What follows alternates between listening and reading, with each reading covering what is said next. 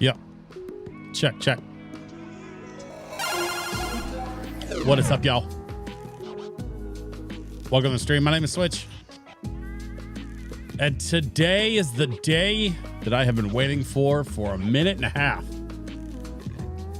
Y'all, Power Wash Simulator 2 is here. So we are going to play some Power Wash Sim 2 today. We're finally taking a well-deserved, hard-earned break from the Stardew Valley farm. And I'm good with, like, I couldn't be happier. I was looking for another game to play after Stardew because I knew I was kind of getting to the end of Stardew, and then I realized two things. One, Stardew Valley has a new update coming out at some point. Like, it's been announced. We don't have an actual release date yet, but I assume probably in the next year or so. Which means even if I finish Stardew, like, and do all the things, you know, like, there's going to be more stuff to play on Stardew. So why play all the way to the end of Stardew when I could just pump the brakes and then play more Stardew later? I have more stuff to do. Like, I could go back to Stardew at some point if we decide to down the road. But I'm going to tell you right now, I'm going to be playing a lot of Power Wash Simulator 2 for the next, at least for the next few streams, maybe longer. I don't know. But I fully expect that this switch to Power Wash Simulator 2 is going to be not permanent, but like it's going to be a minute. I'm going to be playing this one for a while. Especially if it's like half as good as the first one, which I don't have any reason to believe it wouldn't be. Okay, so thing number two. The other reason why I was looking to change it up. I saw that Power Wash Sim 2 was coming out, and I was like, okay, so Stardew announced a new update. Power Wash Sim 2 was coming out this week. So I was like, I could find another game to play, or I could just wait till Power Wash Sim 2 comes out and jump on that bandwagon. So, here's what's going to happen tonight. I've been promising Rain that we would talk about this YouTube, album project, from their favorite artist. And we're going to talk about that before we get into the game. However, I am going to be making a YouTube video about Power Wash Simulator 2, or at least I intend to. So I'm going to need all y'all to try and stay active in the chat, be on your best behavior, or don't. Like, honestly, if you're not on your best behavior, that could be funny too. I don't know. But I want y'all to know that parts of this stream may end up in a YouTube video. And with that out of the way, Rain, I know I've been promising you I would talk about that Dijon project. So let's talk about that Dijon project.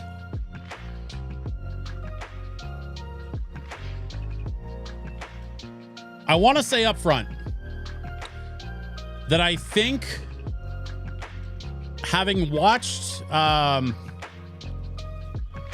hell was that called? Absolutely. So I watched Absolutely. And I have to tell you, I think every person in that band is a Batman villain. I think the cello player needs a shirt. And I think the piano player is probably like a legitimate genius. Like, I think the piano player is the kind of genius where he's such a genius that it's like past the point of functional, which is probably why Dijon is like running the room and not the piano player. And I say that, I mean that as a compliment. I have played with piano players that were the most talented people in the room, but were not running the band. That is a common thing with piano players that reach a certain level of success and achievement. I think that Dijon has found himself one of those piano players. That guy on the keys is just an absolute godsend. The thing that struck me the most interesting is if they're all Batman villains, Dijon's clearly the Joker. Like he might not be the smartest in the room. He might not be the most talented in the room. He might not be the most like technically accomplished in the room, but by God, he is the most charismatic in the room. And that has put him head and shoulders above a lot of other artists. In my opinion, charisma will get you a lot of places, especially if you have the talent to back it up, which I think Dijon does. Now, that being said, I will say that while I didn't think that any part of absolutely the project was like bad, I actually thought it was all great. The thing that struck kind of a weird chord with me, and pun very much intended, was that the towards the end of it, he started to crash out. And it really reminded me of someone I used to play with. Like I used to actually be in a band with somebody who kind of reminded me of that very like bipolar crash out style. And it got pretty uncomfortable for me. They were drinking heavily the whole film. Well, I mean, sure. But and like their beer bottles and shit were just laying everywhere. Like that was the other thing that really struck me, was like they shot something like 75% of it in a dining room, like just surrounding, like everybody just around the dining room, which was wild. But it was the crash out at the end that made me really kind of like feel uncomfortable, but not uncomfortable in a bad way. It was like uncomfortable in a way that reminded me of someone in my personal life.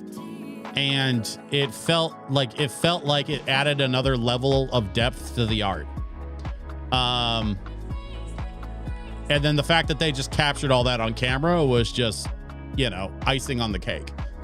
But overall, there was an incredibly high level of musicianship being put on display there. I thought every single person in that room, the drummer, the key player, the cello player, the guitarist, like everybody had a very strong sense of their role, and the way that they were able to jam out with each other and then lock in when it came time to lock in. And it felt so fluid the entire time.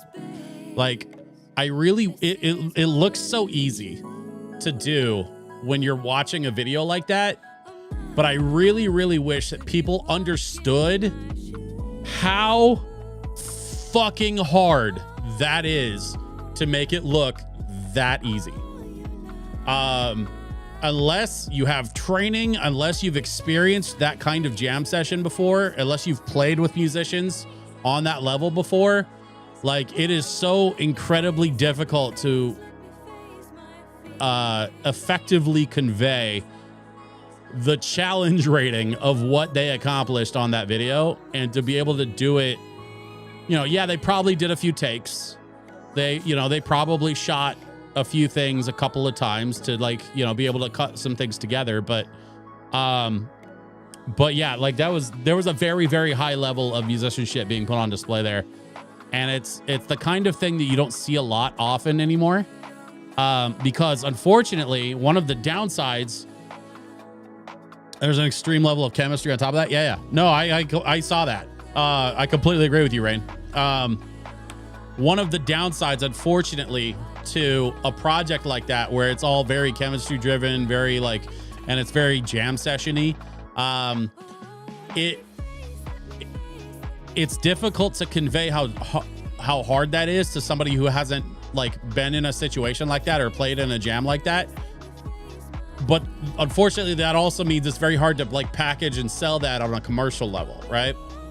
So all of that translates to whatever Dijon is doing to build his audience and be able to build his career around making that kind of music. There's gonna be a ceiling. And to me, creativity isn't about how much money you make, right? Dijon's never going to be Taylor Swift or Bad Bunny, and that's fine. In fact, I would probably venture a safe guess that Dijon would be the first one to tell you that's fine. He doesn't want to be Taylor Swift or Bad Bunny. He wants to make his own art. And if you understand that kind of art, then you cannot help but respect it, whether you like it or not. That being said, my final thought on this, I liked it a lot. It was so raw. And it was so, the album itself is a little more complete than that, but still a sense of rawness. He said he only creates albums when he feels like it. Yeah. And there have been other, like, I can think of a few other artists, sort of like in history. Like, you know, like a Wesley Willis comes to mind. Somebody who, you know, basically only creates art on their terms and refuses to sell their art without, you know, with into a machine, like a capitalism machine, because you still have to like make a living, right? You still have to like pay rent and bills and stuff. So like there's that, and you know, a lot of times artists like that will like play shows to make those kind of costs. But I've had this conversation so many times in the nerdcore space where like so many nerdcore artists get into making the music they want to make, and then they like pop off on YouTube or they pop off on, you know, whatever platform. It used to be MySpace back in the day, like years ago, but like these days, obviously nobody's on MySpace. So like these nerdcore artists will pop off on whatever platform, and then they get this like inflated sense of like, oh, everybody wants to hear my stuff, so I might be the next, you know, Offspring or Rolling Stones or Michael Jackson or something. And it's like, nah, bro, like it's still nerdcore. It's still heavily niche. And like, if you go into something like that expecting that you're going to make like Ferrari type money or like diamond crusted swimming pool type money, like that's like, that ain't it. You're going to be fucking miserable. But if you go into it looking to create the kind of art that you want to make, as Dijon clearly is doing, then you get to, at the very least, get artistic satisfaction, and then hopefully you'll be able to generate enough financial satisfaction from that you can continue to make the art that you want to make. And I think Dijon is absolutely doing that. So that's kind of my final thoughts on it. Like, but Rain, I appreciate you sharing that with me. I promised you I'd watch it, and I'm sorry that I missed, you know, that first week that I wanted to watch it, and then I got kind of pulled away and I got busy with some stuff, so I had to put it down. But now that I've seen it, now we've had a chance to like talk about it a little bit, I am super glad that you shared that with me, because I thought it was a really, really enjoyable experience. Even the parts that made me uncomfortable, it made me uncomfortable in a way that made me respect the level of art on display. So even the uncomfortable parts, I was like, this is weird, but it's so good. You know what I mean?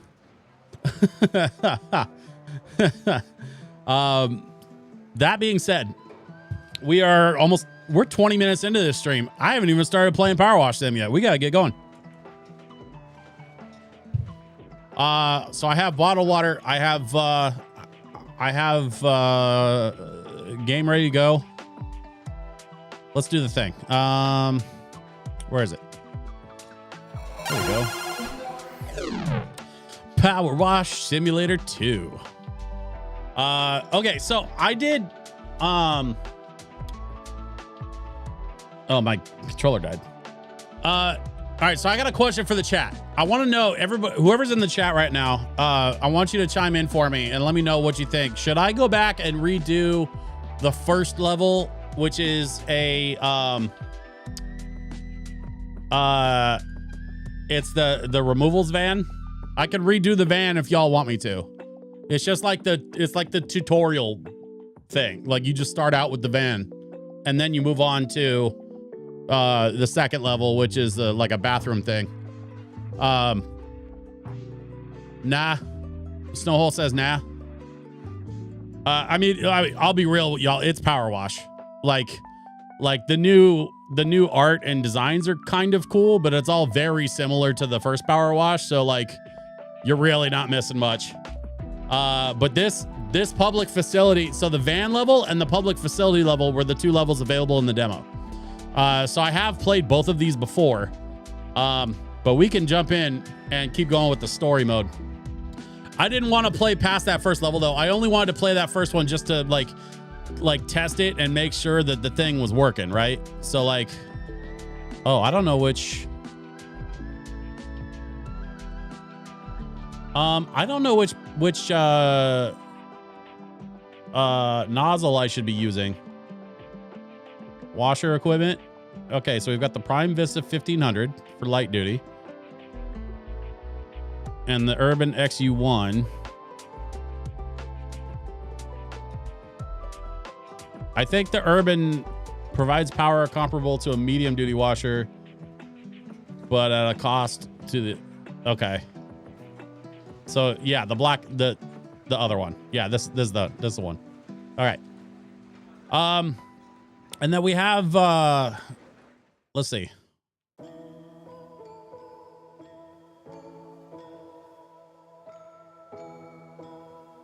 Now we do have soap available to us. There's like a soap attachment. I don't remember how to access it. Oh, there it is. But I don't typically like to use the soap because I like to go slow and just kind of enjoy the vibe. You know what I mean? Why you know Clean City Park? That's what we're doing. We're contracted to clean. So here we are. We're cleaning. We're going to go ahead and just soap up this part just because, you know, reasons. But this will help us get through this part a lot faster, I think.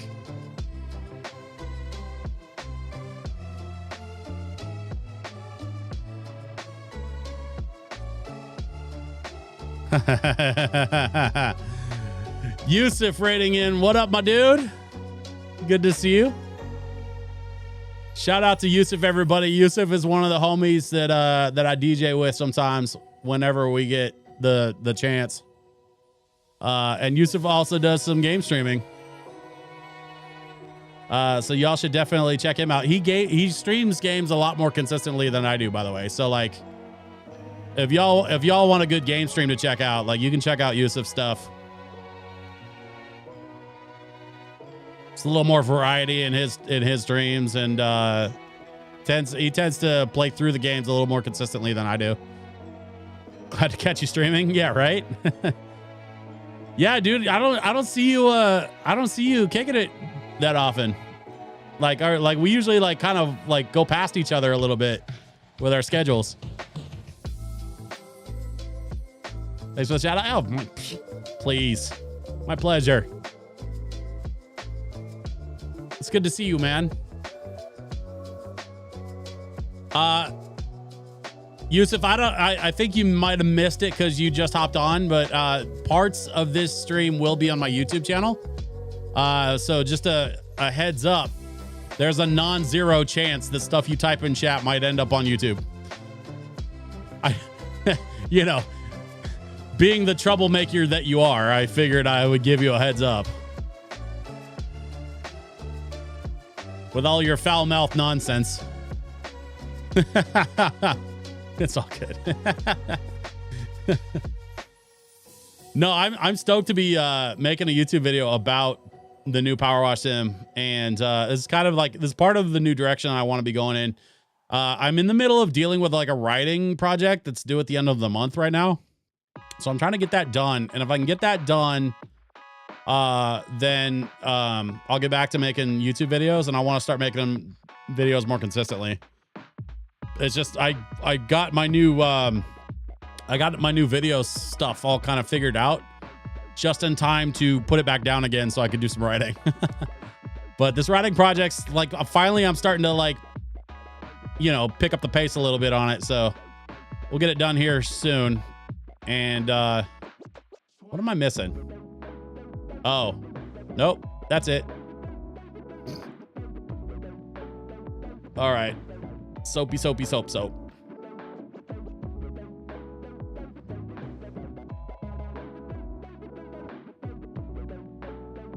Yeah, I've been meaning to get back to doing YouTube stuff, and honestly, like learning DaVinci has kind of really renewed my interest in working on projects and editing for results. Because like one of the problems I kept running into was that the editing process was so tedious and frustrating at certain points that I just didn't want to do it. And with DaVinci Resolve, a lot of that has changed for me for a bunch of reasons. And honestly, they're all reasons that I'll probably put into a YouTube video when I get the chance. But for now, you know, we're enjoying some lo-fi, a little bit of lo-fi Undertale, and we're gonna do some power washing.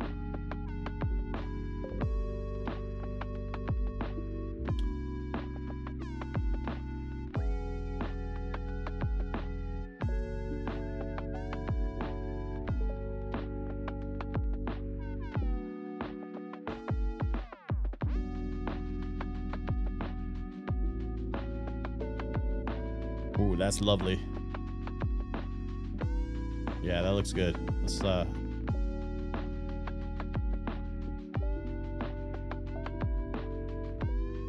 get this grime off of here. There's section 1. We got section 2 and section 3. No, maybe. Where's what am I missing? Ooh, there we go. There's 3 and this last little bit here. There we go. All right, back to the soap.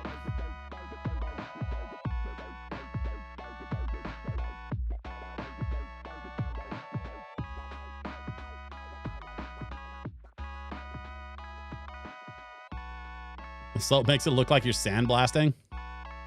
I mean, might as well be.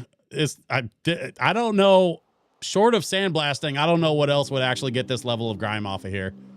That's the one kind of funny thing about Power Wash Simulator. Like if I had a thing that was this dirty, I wouldn't actually hit it with a power washer. I would hit it with honestly, I'd probably hit it with a sledgehammer. Like I don't think this, if it was actually this gross, I think it would be beyond saving. TNT. Transraven Dude, what up? Welcome. Man, we got a whole ass party going on up in here tonight.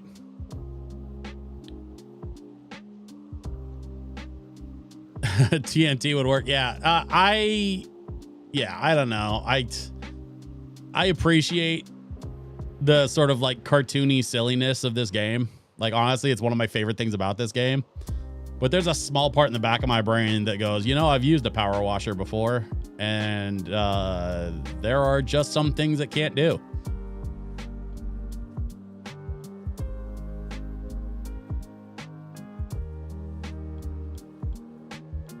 Now they did put out an update earlier this week. So I had the public demo for Power Wash Sim 2. So I was saying before, I played the first level, and this is the second level. So I've played both of the first 2 levels already in the demo. But earlier this week, they put out an update for both the main game and the demo, where they sort of like tightened up the controls a fair bit for the controller users like me, because I do play on controller.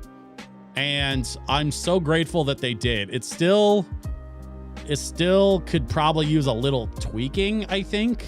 But this does feel a lot better than the controller stuff before the update. So it's interesting that like even right up to the week of release, they were still working out some of the control stuff.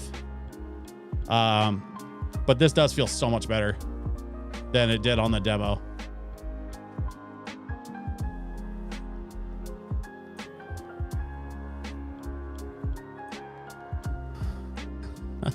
After the TNT, I would fire the director of city parks. I mean, yeah, I appreciate that they called me to come in and clean up this public bathroom, but let's be real, it should never have gotten to this point. This is really bad.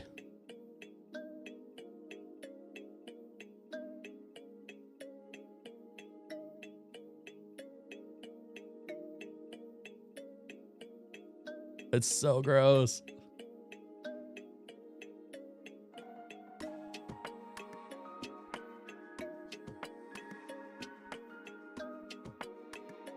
Oh, I just realized I don't have the game audio on. Hang on. Yeah, let me fix this real quick. There, y'all should be able to hear it now. Let me know how the audio sounds. Like if the music's too loud, if the game is too quiet.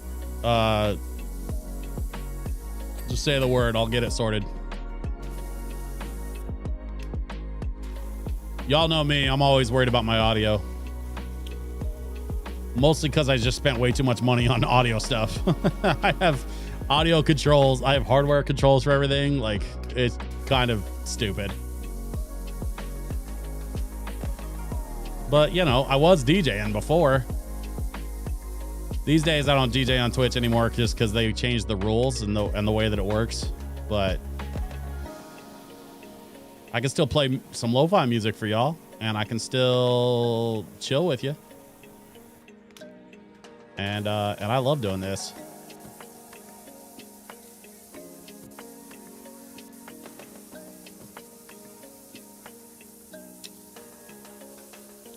Audio's good. Gotta go, but I hope y'all have a great day at /night. Trans Raven 2, thank you so much for stopping by. It was great to see you as always.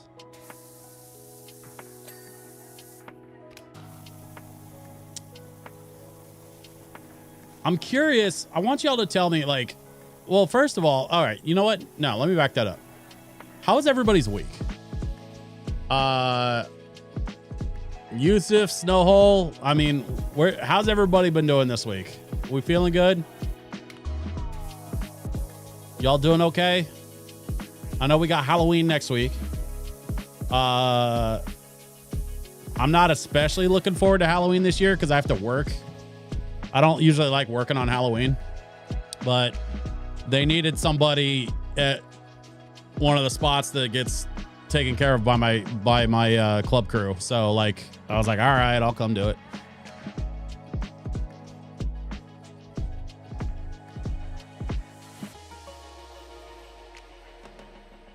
Getting chilly out there in Minnesota. Isn't it always kind of chilly out there though? Like, isn't that pretty typical for y'all? I kind of imagine Minnesota as one of those places that just looks like Home Alone year round. Where it's just snow on everything and the houses are bigger and less expensive than it is here in Portland. No. You get heat as well. Yeah, I know. I'm just teasing.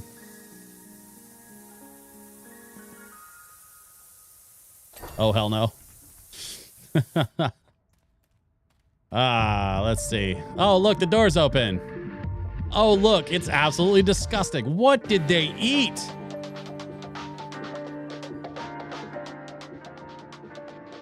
What?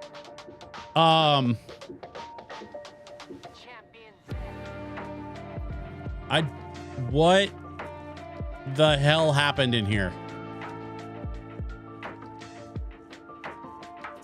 I am billing extra for this. There's absolutely no way. This wasn't Taco Bell. This was something else. This had to have been like bad shrimp or something. There's just no way.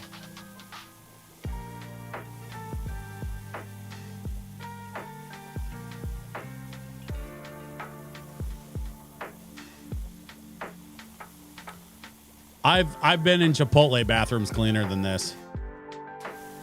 This is absolutely insane.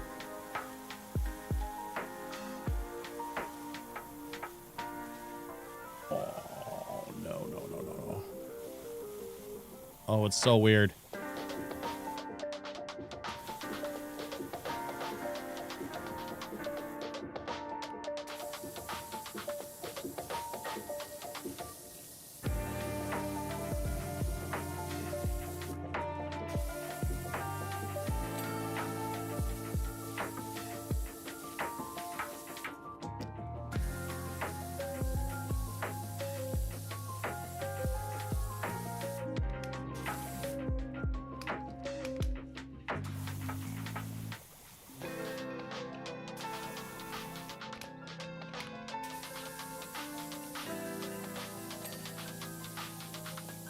We got the seat cleaned at least.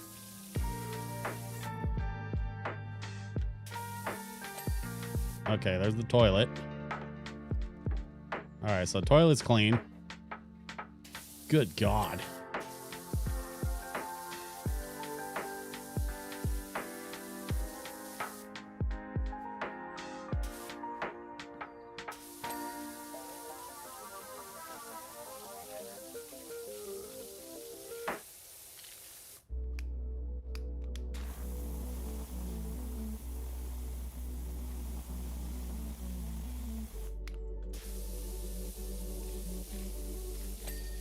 There we go.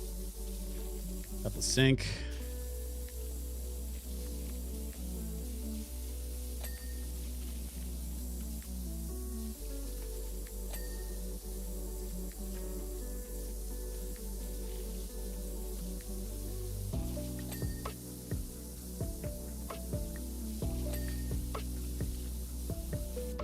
I hope your character's wearing a biohazard suit. Actually, they are.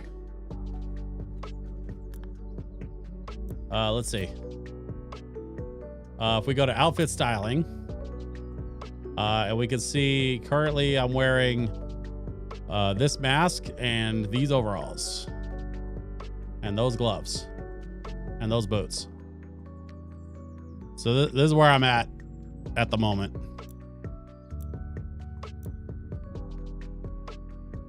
You can unlock other stuff, you know, as you go.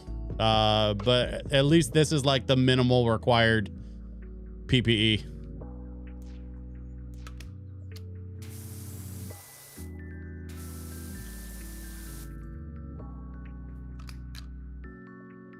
Let's see. Oh, mirror. Yeah, let's get the mirror and the light. Let's just get that whole wall.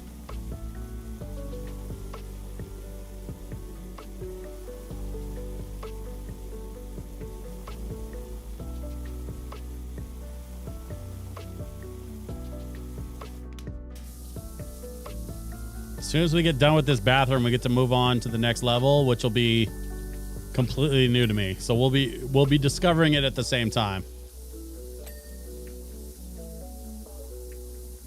I've already kind of seen this bathroom a couple of times, so like I sort of knew what to expect. Like, jokes aside, I've already seen this, but I'm looking forward to seeing what's next. Like, what's beyond the bathroom. There's your tagline. Somebody get that to marketing. What's beyond the bathroom? Find out tonight on Twitch, 7 p.m. Twitch.tv/DJ_SwitchBBX.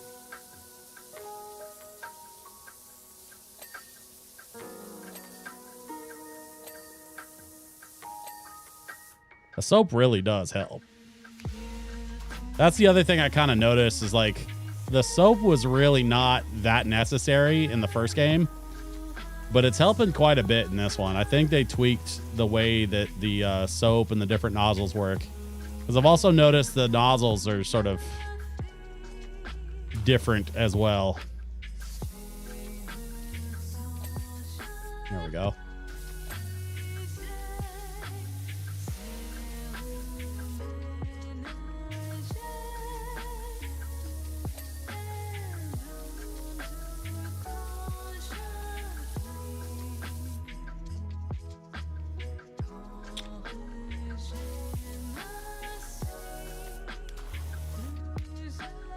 You know what else I forgot to mention is I also have brand new lo-fi for y'all. They dropped a Persona 2 EP today. So we got to check that out.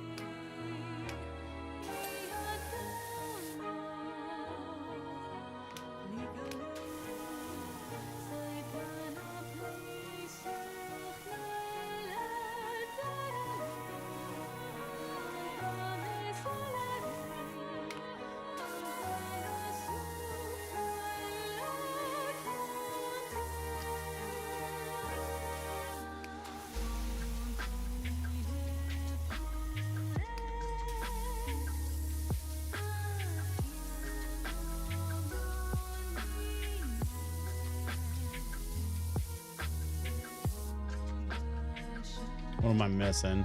Door jam. There we go.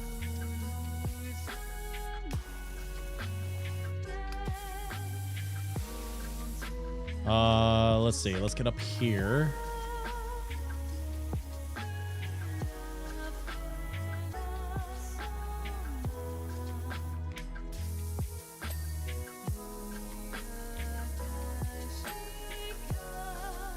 Oh, that's nice.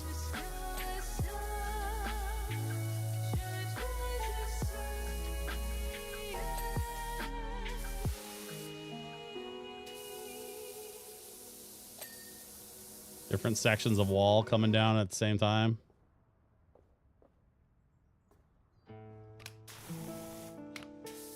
There we go. That's what's up.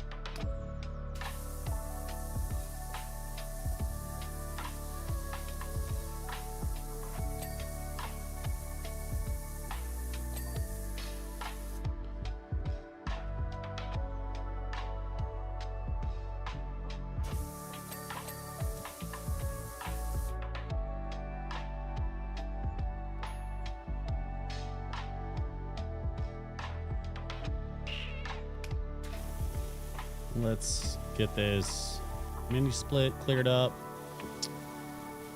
I do like that the bathroom has its own like built-in AC. Just keep it nice and comfortable for whoever needs to use it. All right, so we got the top. Let's get down these walls. And this changing table. It says you can open the changing table. Yes, you can, apparently.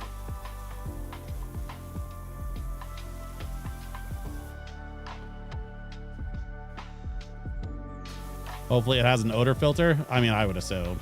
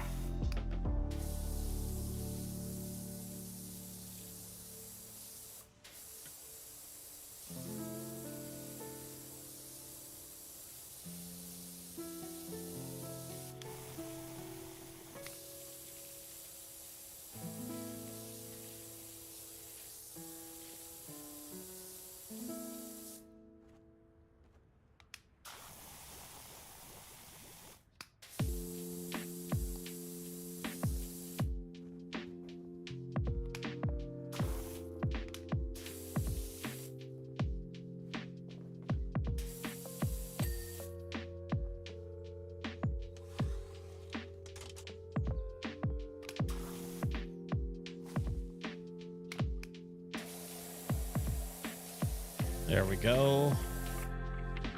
Oh. Oh, there we go. Got a stool. Come here, stool. Stool is not gonna work. Okay. Well, I guess we'll leave it out there then.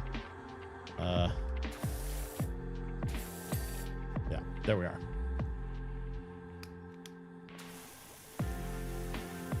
Oh, thanks.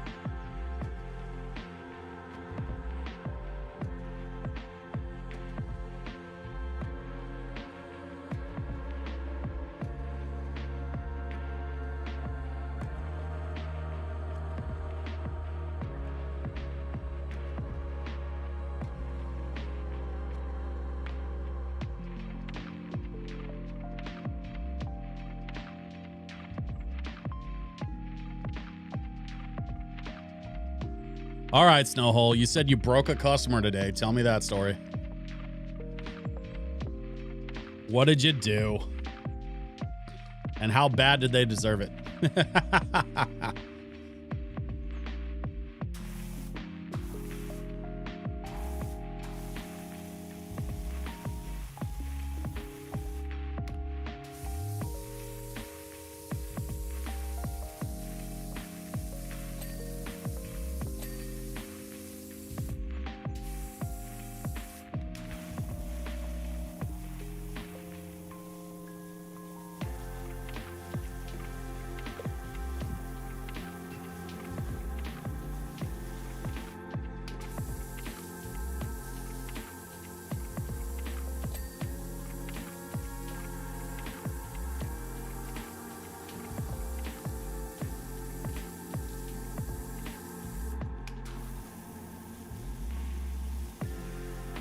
Refused to kiss her ass like the other commissioned shoe sales people she's worked with. Oh.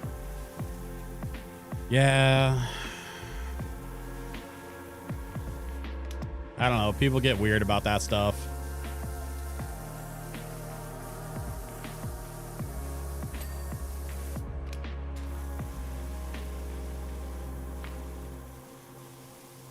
It's always weird to me how often I have to have conversations with people about ego. And I think I'm particularly aware of the way people use their egos because I work in music and because I see it so much. Like, there's so many DJs that just have this ridiculously inflated sense of entitlement. And I just don't like working with those people.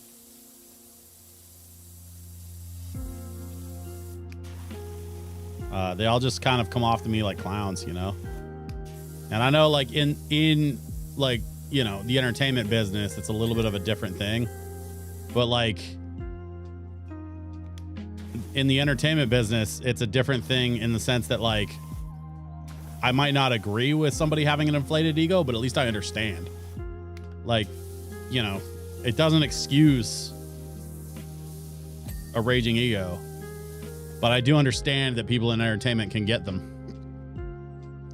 Told her that since I don't make commission, I don't have to lie to her like the others do. I can tell her the truth, and if it hurts too much, they can shop elsewhere. I mean, now I'm kind of wondering what kind of harsh truth you're laying down on this lady.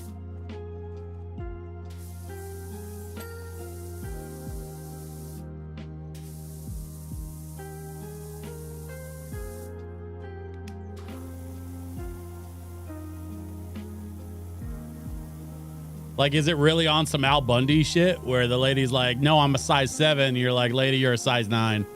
And she doesn't want to hear it? Because she thinks you're calling her fat or something?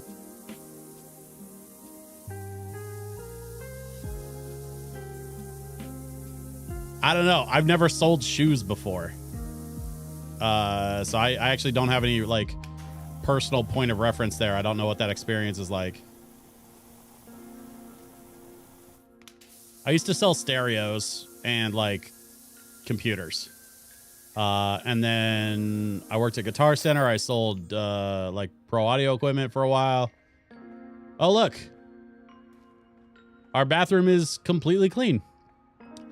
Driving me barking. Here we woof again. Produced by, written by, directed by.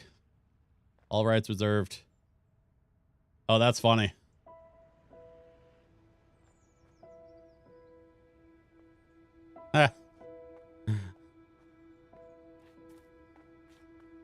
So there's a movie poster on the outside of the bathroom. Wait, hang on. Wait a minute. Why is there a movie poster on the outside of the bathroom that lives in the ground? Is it so, like, because you only see it when it comes out of the ground. So if no one uses the bathroom, you never see the poster. Make that make sense.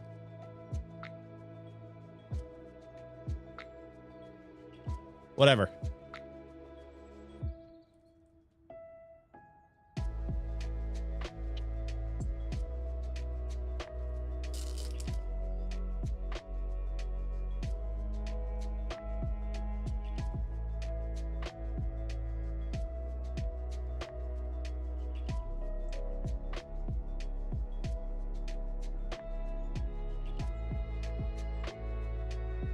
You'll be delighted to learn that the public facility's kinetic sensors have been updated, and it's been successfully reintegrated into our public convenience network just in time for our upcoming Equinox Festival. I can state with confidence that you'll be hearing from us again, Tessa. Okay. Great River Campground, Power Falls. Let me know when you found the place. We've already headed for home. Camping is definitely not for us, and a pair of boggy sprogs and one grubby hubby were in no mood to hang about. Know what I mean? No, I really don't. I really don't know what you mean. Don't really know what else to say about it all. Suppose the muck tells its own story, don't it? Okay.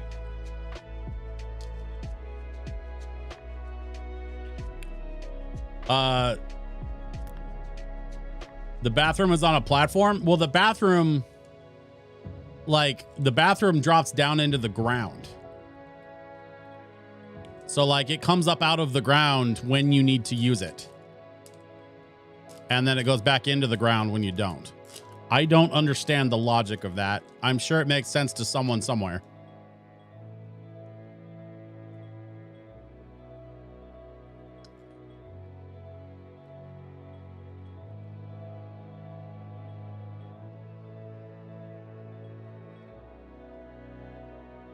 By the way, if you're wondering what I'm eating, hang on, I'm gonna show you this. Check this out. I have cookies and cream Kit Kats. I have strawberry Kit Kats. And I have matcha flavored Kit Kats.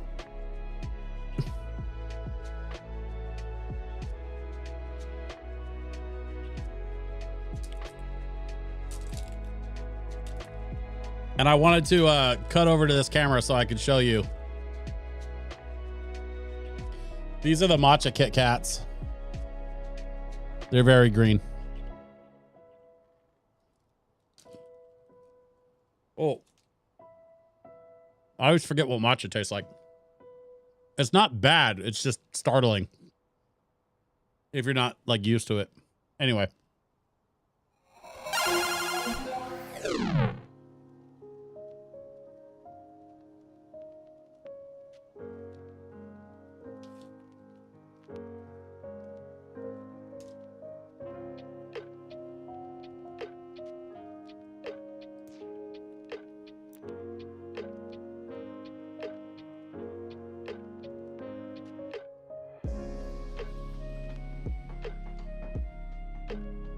Matcha Kit Kat and ice cream would be a nice combo. Oh, yeah. Oh, yeah. Like some vanilla ice cream with matcha. I'd be down for that. Hell yeah.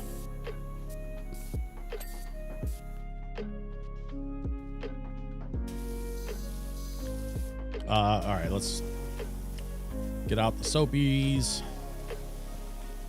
I don't even know what this is, like a shed. Why is there a shed? Makes no sense to me.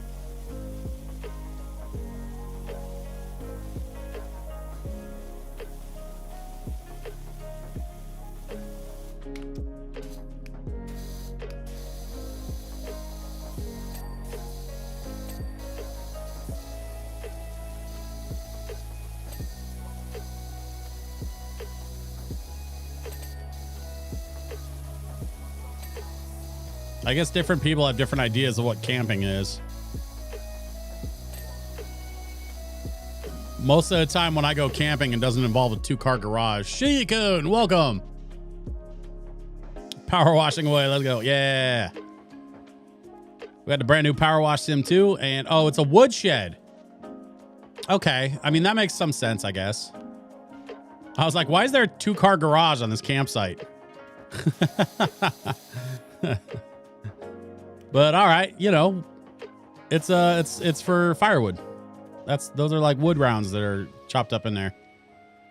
This is a really nice campsite, man. Like this is on some like luxury cabin type stuff.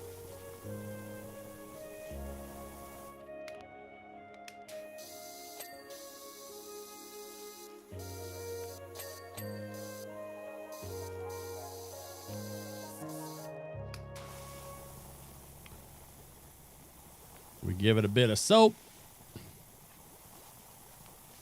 And we give it a bit of spray.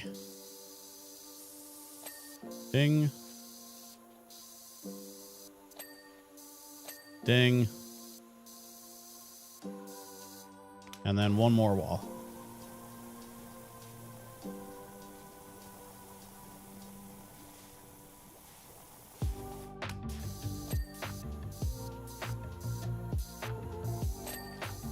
Bang. And then we got to get the roof.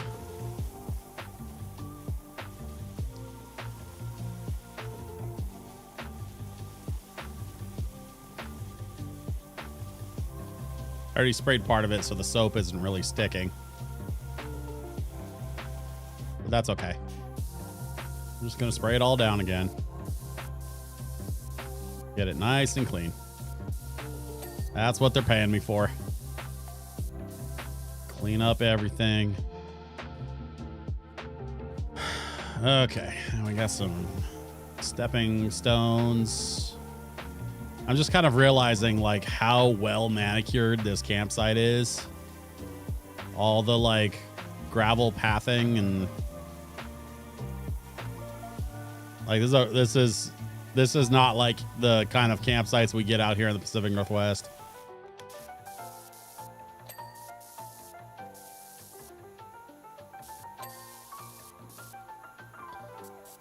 I can tell you why I know this is not like the campsites here in the Pacific Northwest, because I've been here for 15 minutes and I haven't been stung, stabbed, or otherwise impaled once. Camping as a kid / teen, Boy Scout tent camping, both summer and winter. Camping as an adult, reservations at a Hilton. You know that Snowhole is roughing it because he didn't get the reservation at the Hilton Plus. Just the regular Hilton. That's the adult version of roughing it in 2025. And Acalypse, howdy, hey, having fun watching things? Yes, I'm having so much fun. You should stick around and hang out. It's a good time. I would love it if you stuck around and hung out because I miss seeing your face around here. And by your face, I mean your name in the chat, but still, you know what I mean. You know what I'm saying. It's good to see you, Acalypse. Shuyukud says, what changed between the first game and the second one? A couple of things. So, we haven't unlocked it yet, but there is a, like a scrubbing attachment. So in addition to like the spray nozzles and the soap nozzle, there's actually a scrubbing attachment you can get now, which kind of changes up the way you wash certain things, which is cool. I haven't unlocked it yet, but I saw it in the store. I probably have enough money to buy it now, but I just haven't got it yet. Obviously new levels, new designs, new places to wash. So we appreciate that. There's probably some new lore, which, if you're not familiar with the lore of the first Power Wash sim, I think MatPat and Markiplier both did really good videos on the lore of the first Power Wash sim. Excuse me. I'm here to tell you the lore of the first Power Wash sim is wild. Like it's crazy. And if you're not looking for it, you don't even notice it. Nicholas says, I do. I'm crafting at the moment, so you're providing fine background to listen to. Well, shucks.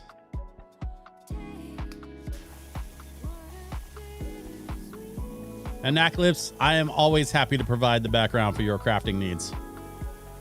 And I am flattered that you would choose me. I hope everybody up there is doing well, by the way, Anacalypse. Please give my best to Brand and Adam and let them know that they're missed here.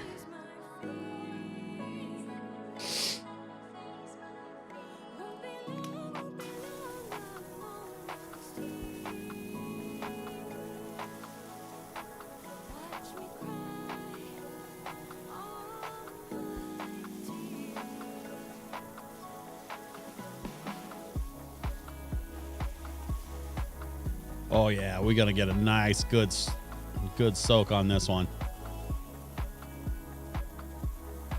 I think after this level, I'm going to try to grab that upgrade that has the scrubber. I think that's a smart move. Because we're making a little bit of cash, but we need we're going to need more so that we can keep upgrading our gear. In the old Power Wash sim, I basically bought the most expensive washer and then just ran around without soap, just taking my time, just washing everything with straight water until it was clean. And it's a slower process to do it that way, but that's kind of what I like about this game. There's no timer. There's no urgency. You just kind of chill and clean stuff.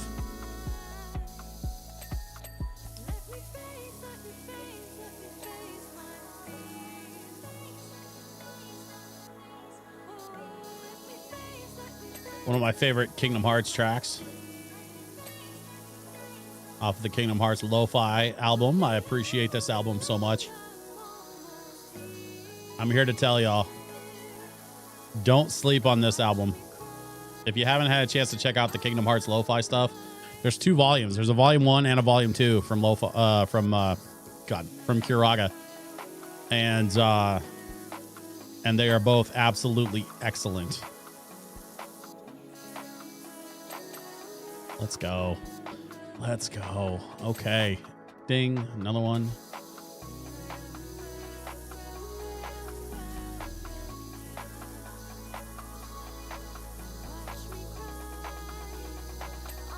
Ding. And then. Okay.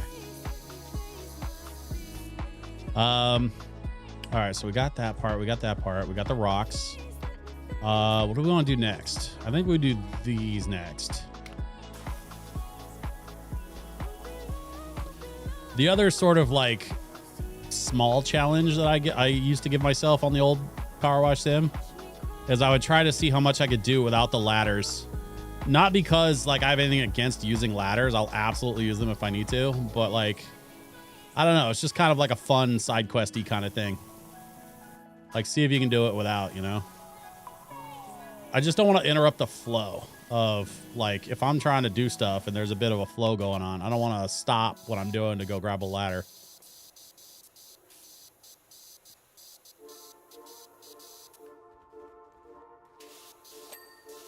There we go.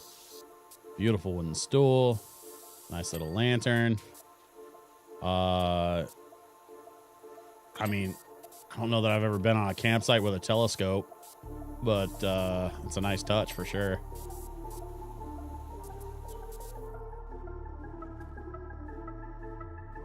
That's good. Are we good here? I think we're good here. Okay.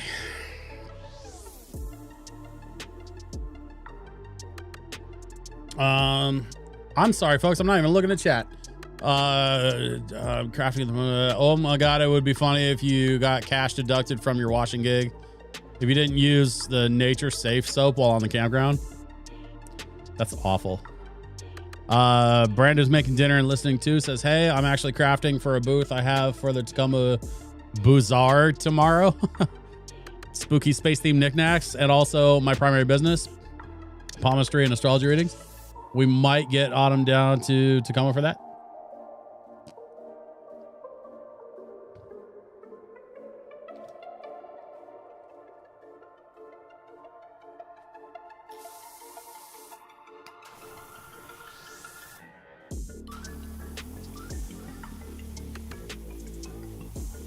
I have the anniversary party at TPK Brewing here in Portland tomorrow.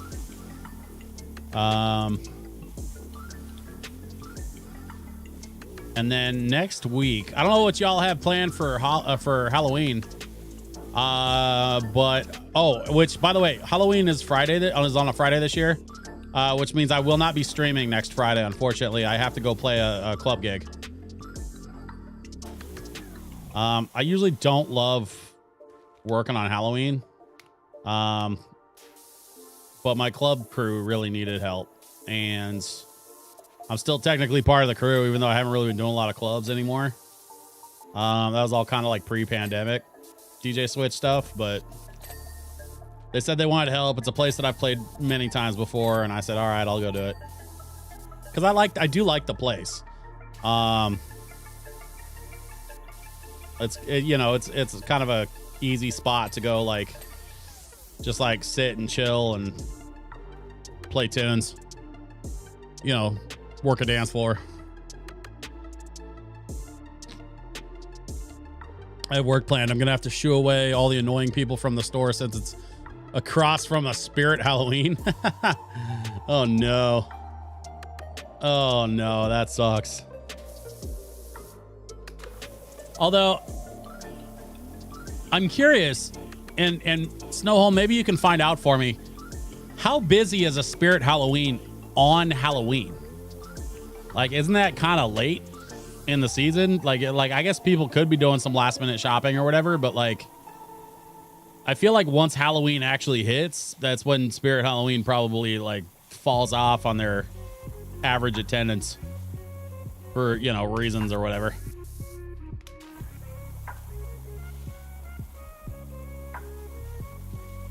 I know they do like their post-Halloween sales week, right? Like, isn't it like a week after Halloween that Spirit Halloween does like a bunch of stuff on sale to kind of like clear out inventory to get ready for the following season? It's usually just last minute people rushing in. Yeah.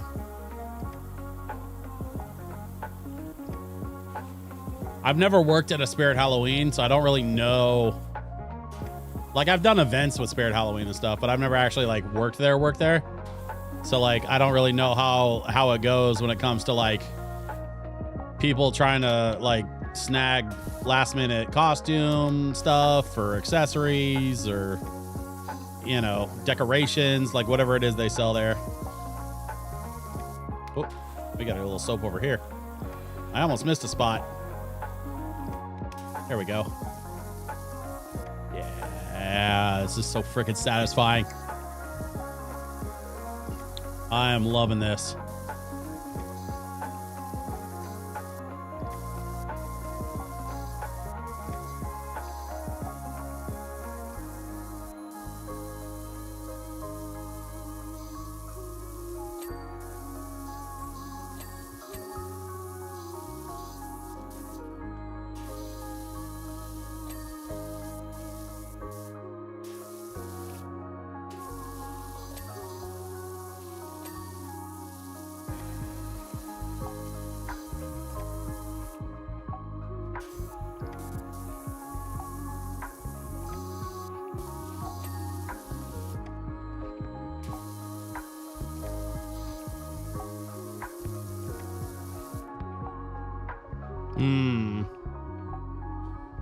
Okay.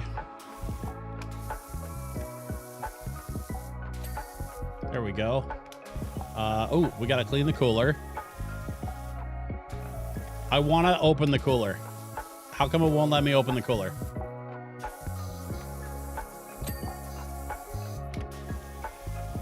That's a bit of a miss on the game design, I think. I don't need to clean the inside of the cooler. I just want to open it up and see a bunch of bottles in there. Maybe some ice left over.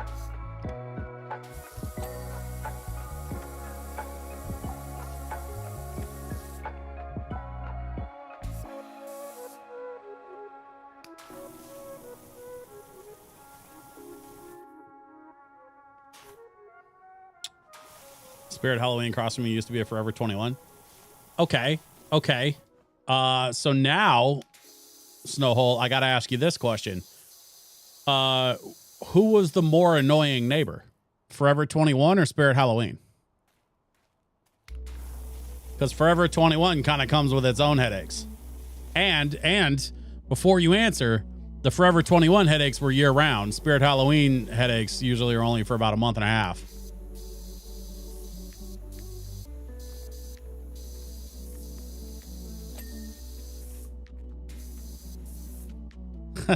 Yes.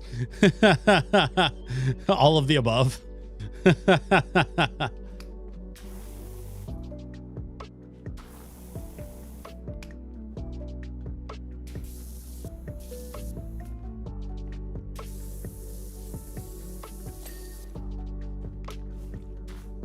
Well, I don't know how long ago that Forever 21 closed, but I do know that Snowhole, you haven't been at that particular store for too long, because I know it's only been a few months, right? So it only is just now occurring to me that you may not have been there while the Forever 21 was still in business, which makes sense. I am not great at thinking before I speaking. I'm not great at thinking before I speak. Which I'm sure at this point y'all have seen enough of my content that you're well aware of that. Like, I don't think that's coming as a surprise to anybody. All right, let's get this kettle chain and the kettle stand. Man, I haven't seen a kettle stand like this in a minute. You used to see them all the time, but yeah, those aren't super common. They had an out of business sale around these parts, like beginning of summer, I think.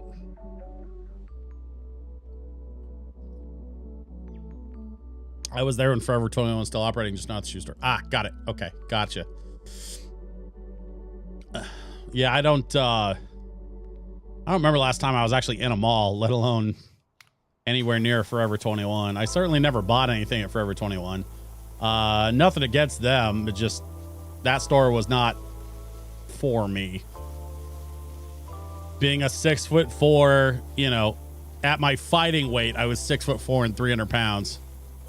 So Forever 21 was not a space that was designed for people my size. I think their largest size was like a single XL, which was adorable. I stopped wearing single XL like in middle school.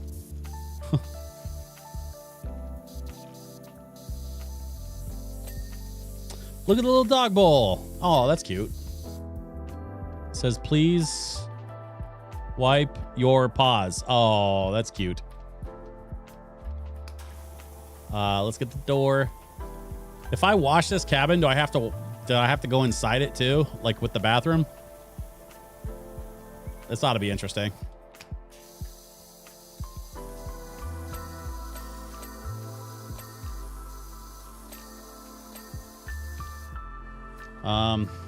Well, there's that. See if we can get this door jammed. Yep, there we go. Okay. And then we're gonna suds up a bit of the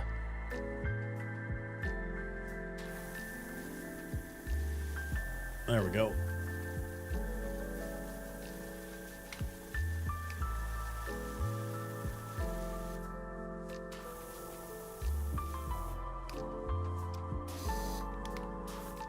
Nope. Hang on, wait a minute. There we go.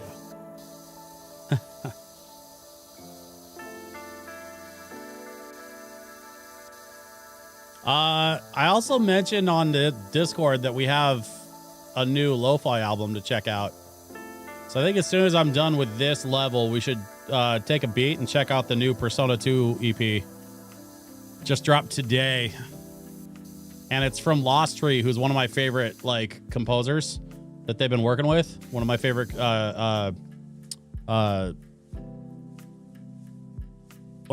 what's the word I'm trying to come up with? Not composer.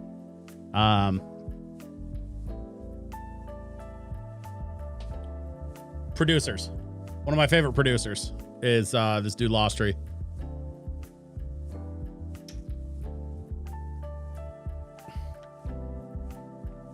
Okay. Let's see.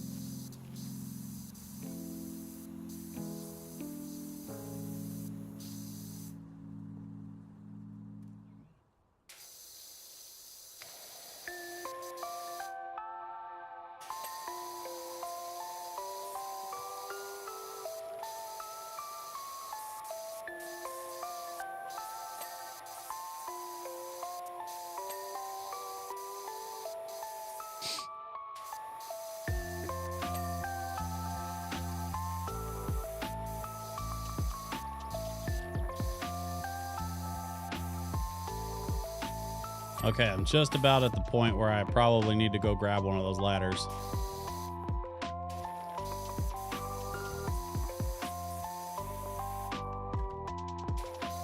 Yeah, I don't think I'm gonna get this without a ladder.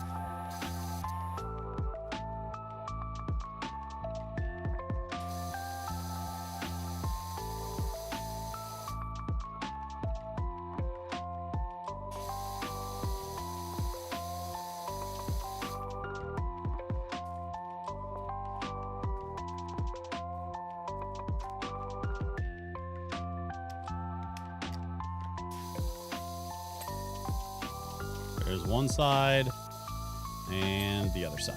There we go. All right, let's get out the soap and we're going to soap it all up.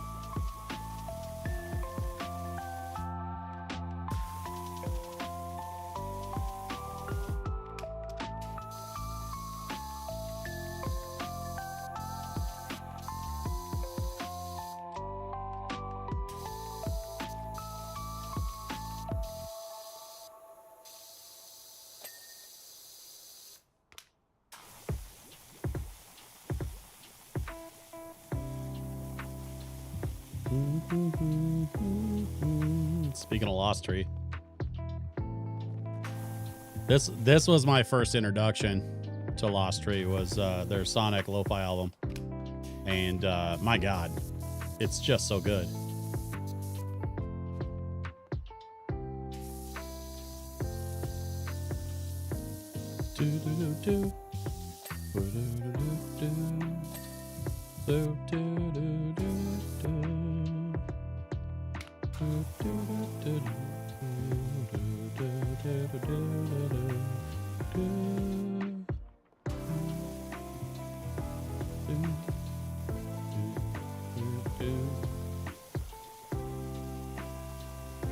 As a massive fan of Sonic, heck yeah. Yeah, the Sonic Lo-Fi album from Kiraga is like insanely good. That's one of my favorites off of it. I mean, partly because it's from Sonic 2, my favorite Sonic game.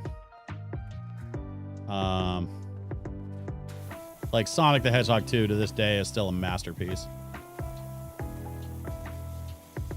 I love me some Sonic 3, Sonic and Knuckles, Sonic Mania, which was just Sonic 2.5, frankly.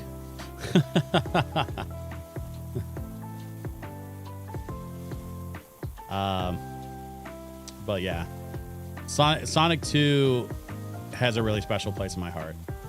I've spent so many hours playing that game when I was a kid, and I wouldn't trade any of them. I still love that game to this day.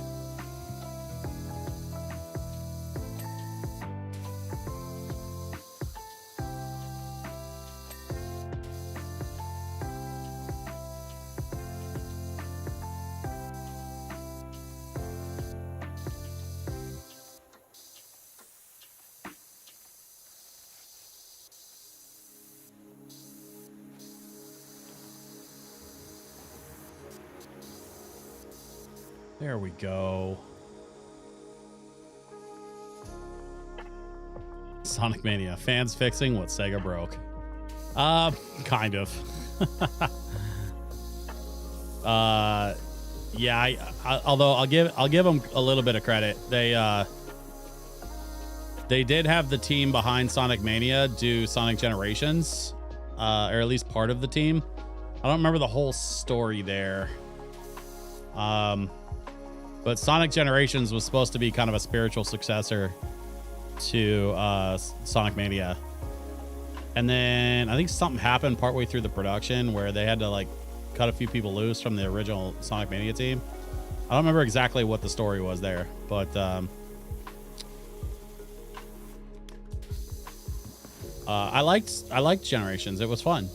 It was you know, that whole like 2.5D where it's like kind of 3D but kind of not.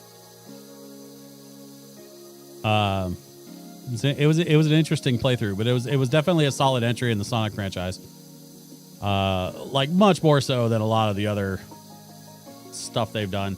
I really kind of just wish they'd lock down some Sonic lore and sort of unify the property a little bit. Maybe even just reboot the property. I mean, Nintendo did it with Mario and their movie, and everything Mario is now kind of moving towards the direction of what they established in the film, so that they can sort of like consolidate the canon. Did I say Generations? What's the... No, there's a new one. Hang on, let me look. I literally have it right here.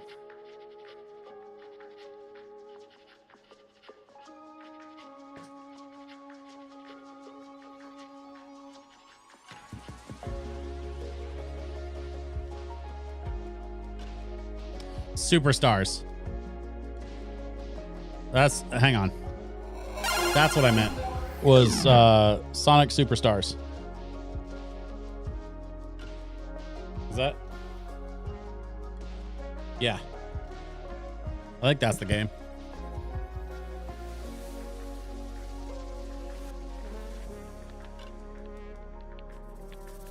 Yeah, I think you're right, because Generations was like the OG one that was like...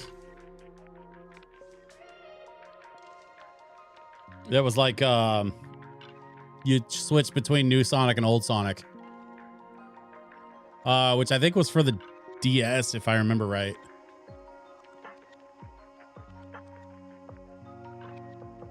Yeah. Yeah, Sonic Superstars. That's the one I was thinking of.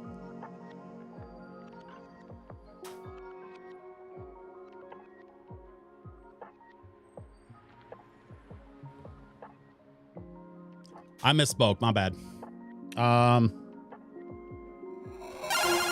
Anyway.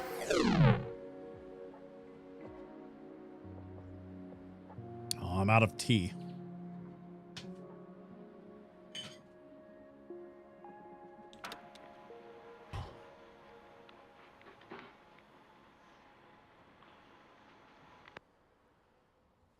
Okay.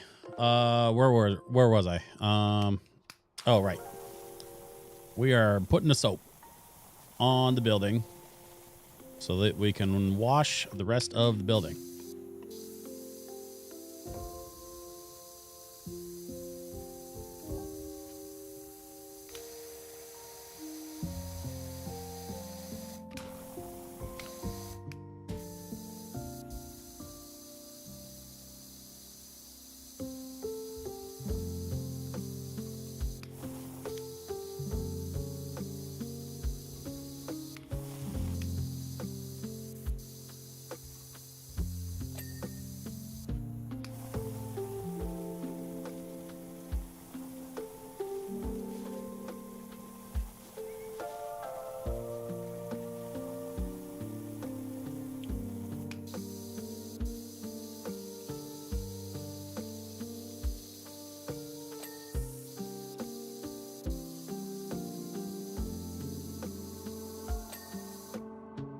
Okay, so far so good.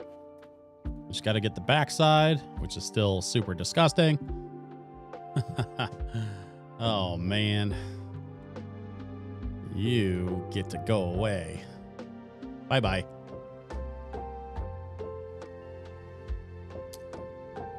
Man, don't you just hate when bots show up and say dumb things in your chat?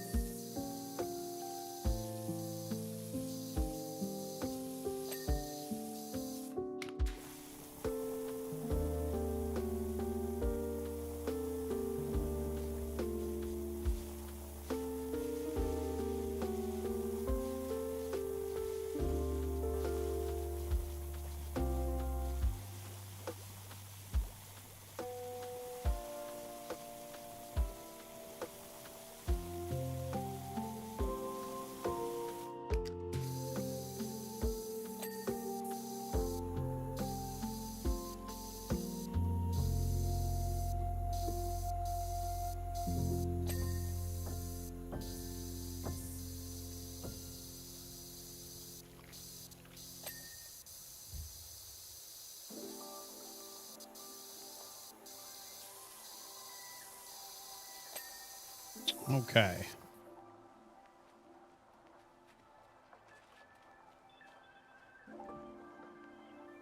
Oh, I missed the underside of the chair. There we go. Job complete. Is this Spruce Springs? Is this Spruce Spring Clean? Your friend Harper says you'd be up for helping me out. My house is nothing short of a national disgrace. Some of the text messages you get in this game are wild, man.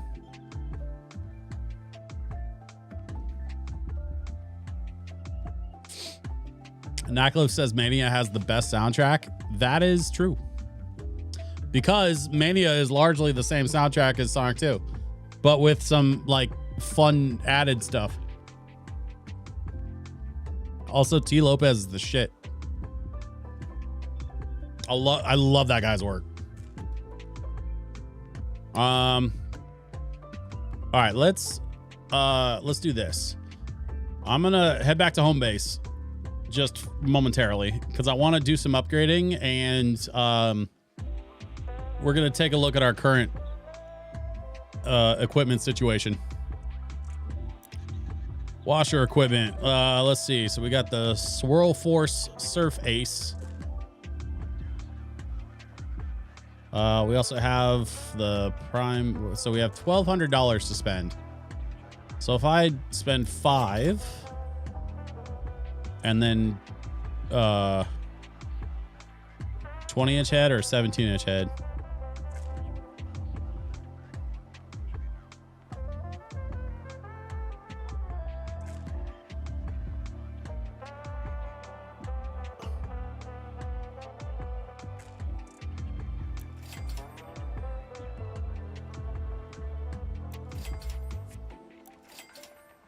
Okay, so we have a short extension and 2 swirling heads for our new Swirl Force Surf Ace scrubbing machine.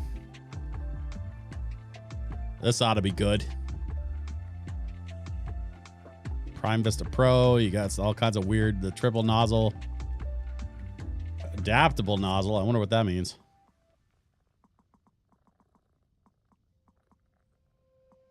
Well, we have upgraded our equipment. Oh, dang. Look at that.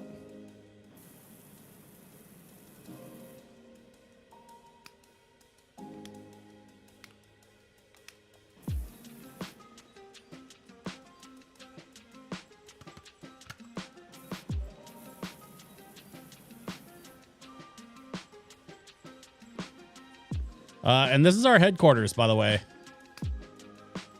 I don't know if y'all have seen this. We have a whole... Oh, interesting. Removals van, free play. Public facility, free play. Campsite, free play. So you collect little tchotchkes. Okay, this is amazing. This is amazing. Look at this. Okay, so you collect little tchotchkes. Bad kitty in the office.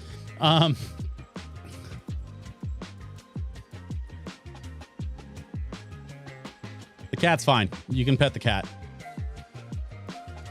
Oh, and he rolls over.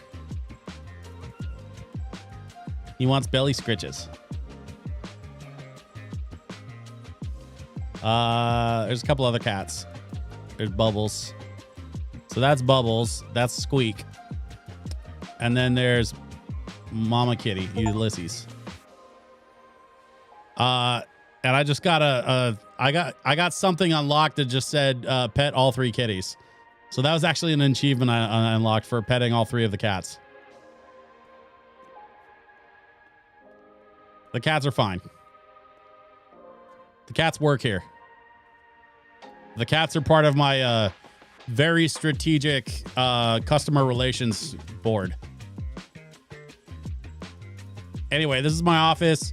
And apparently there's a wall that I can load with trophies and all these little trophy tchotchke things for the different levels that I complete, which is amazing. So I want to go get more. All right, time to get back to it. Let's start washing. We're going to go to the Art Deco house and we're going to start job.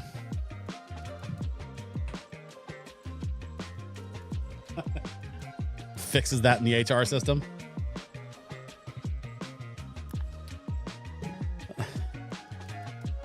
Why did I get a call from my accountant that we had a line item for treats? Can you explain the bacon treats as a line item on our budget this quarter?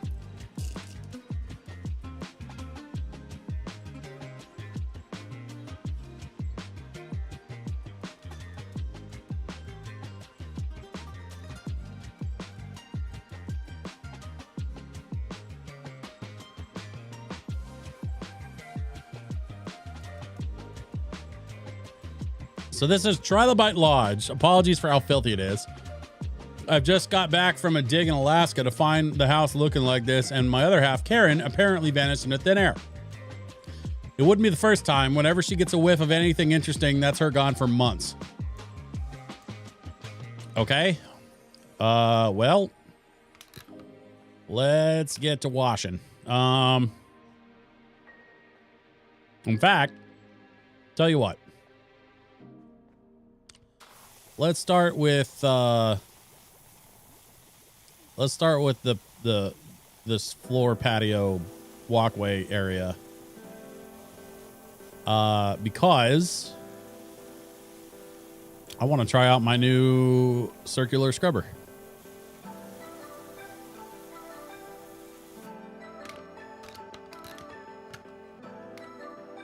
Let's do the big one.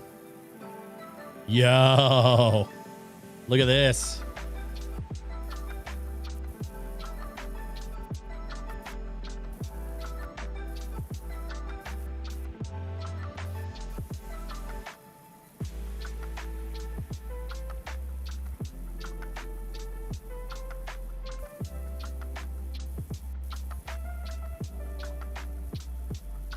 House is directly underneath the beam's path and in the firing line for the famous Merman hum. What? Okay.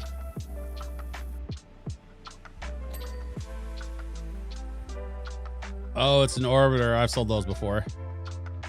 I guess. I don't know what that means.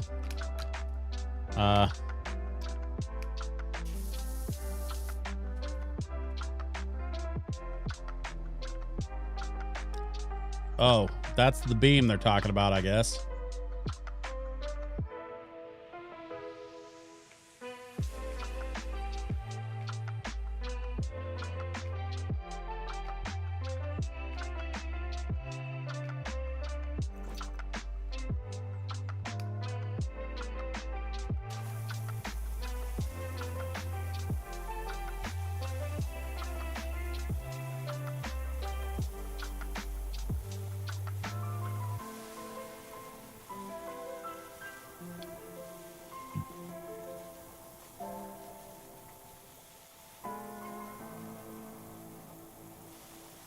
An orbiter is a floor brush that can be modified with different attachments. I used to sell them along with vacuum cleaners when I was younger. Oh, okay.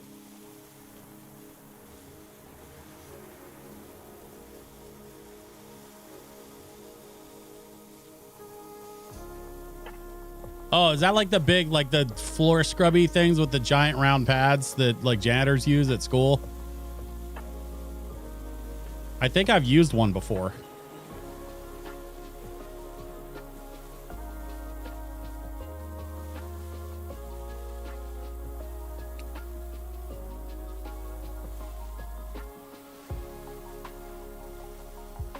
Bingo. Yeah, okay, got it.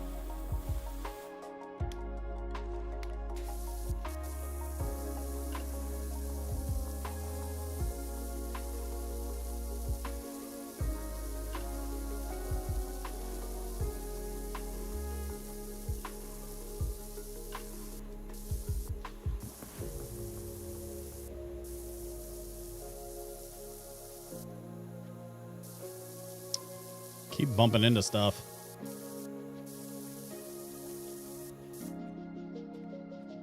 Oh, that is a scissor lift. Okay, I guess we're using a scissor lift now. Oh, and then there's the scaffolding. All right. Haven't seen the scaffolding yet. This is the first level I've seen any of the scaffolding or like the bigger climbing equipment.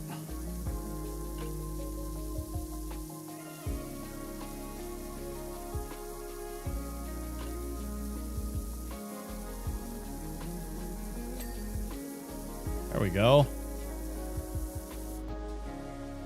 When I worked at the vacuum store, they were most popular with people wanting to dry clean their apartments or dry clean their carpets instead of shampooing them with the old-fashioned way. Yeah. Yeah, unfortunately, old-fashioned shampooing comes with the caveat of you have to dry said carpet when it's done. And that can sometimes be a little on the smelly side.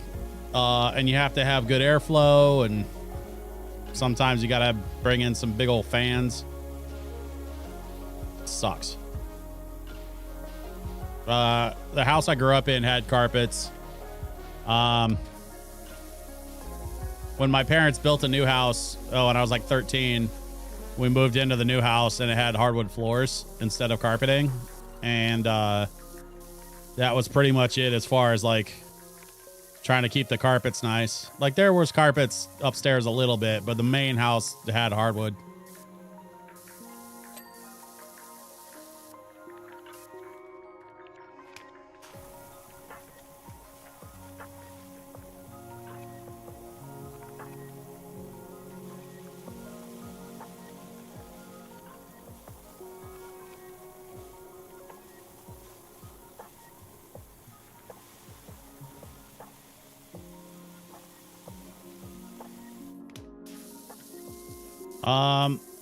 I was going to take a break and listen to the new Persona 2 Lo-Fi album, and I completely spaced it. So we might get a little bit farther with this, and then maybe after I finish this ground floor, or not ground floor, but like finish this this like sidewalk pad around the house.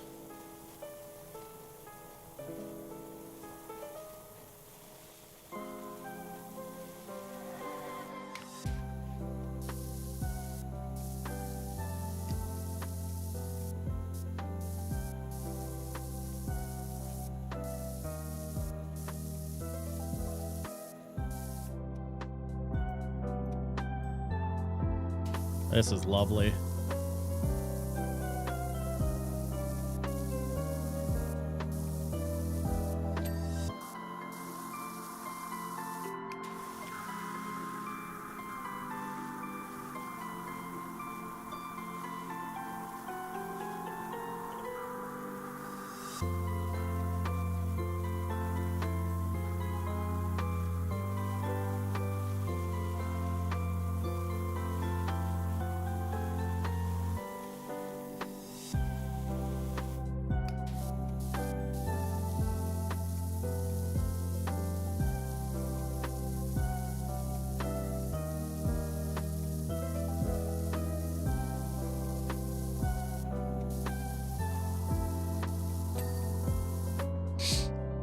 There we go.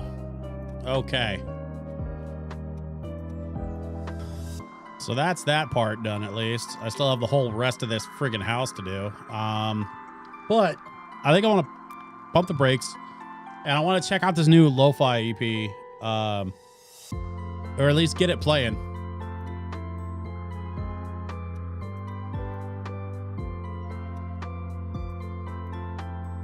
So this just came out today. It's a brand new release from Kuraga, and it's only 4 tracks, so it's only about 10 minutes long. But it's all music from Persona 2. This is part of, I mean, they've released Persona 5, 4, and 3. Now they've released 2, and I believe they're going to do Persona 1. And then all 5 of those EPs are going to get released next year on a full album, which I am super excited about. Because honestly, some of the Persona stuff they've been releasing this year is like my favorite stuff they've done. So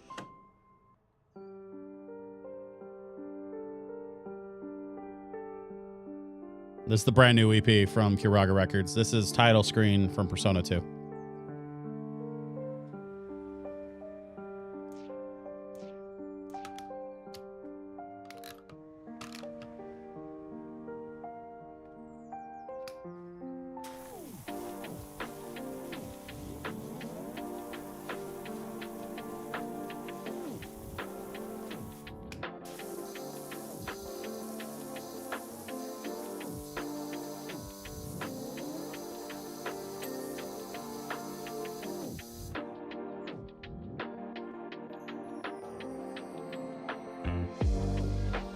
Shikun says, nice, I'll check it out. I keep adding their lo-fi stuff to my playlist because it's so damn good, right? Like, it's like, honestly, like I play their stuff on my show because I'm friends with the label and I like supporting my friends and stuff, but also like I'm legitimately just a huge fan of a lot of what they put out.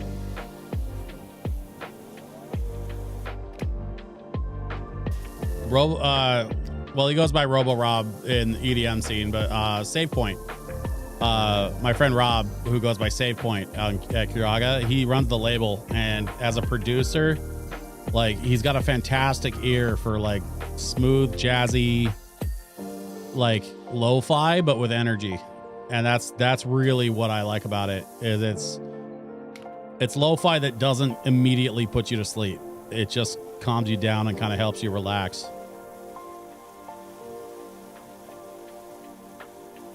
And I like that because I can play it to a room. The sleepy stuff doesn't work as well in a room. And believe me when I tell you, I have tried. It does not work as well.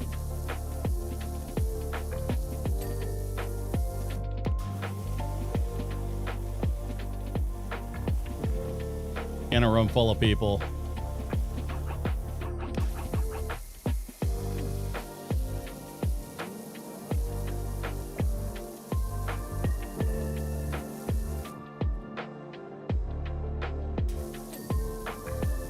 Go.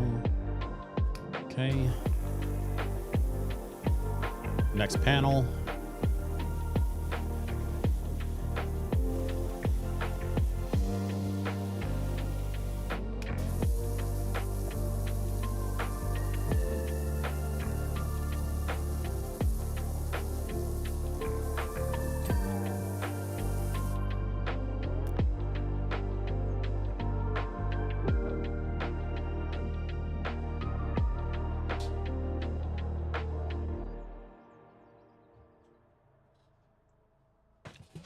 Oh boy.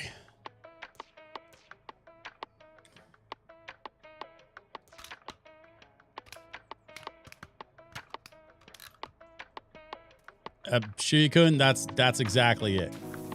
You hit the nail right on the head. We don't want nap time, we just want chill time. And that's why I like the jazzy stuff. That's why I like this kind of stuff. I don't think I could sleep to this, but I sure love listening to this when I'm trying to relax, you know? A little bit of this, a little bit of Power Wash Sim or Stardew or whatever. Like, come on, man. Like, this is awesome. Like, this is where I want to go with my DJ career, honestly. I want to play more lo-fi for people. Not only because it's a valid subgenre of music, but also because like, you know, it's a really tense, sort of high anxiety time right now. And I think people need something like this, not just to help them relax, but also to help them connect. And, you know, because people need to connect. That hasn't changed. But how we connect and what we connect over is always changing. And so if I can connect with people over the things that make us happy and calm, instead of the things that make us anxious and stressed out. Wait, what happened? No. I think I hit a button that made the soap go away. There we go. Okay. Yeah, I think I figured out what button that is.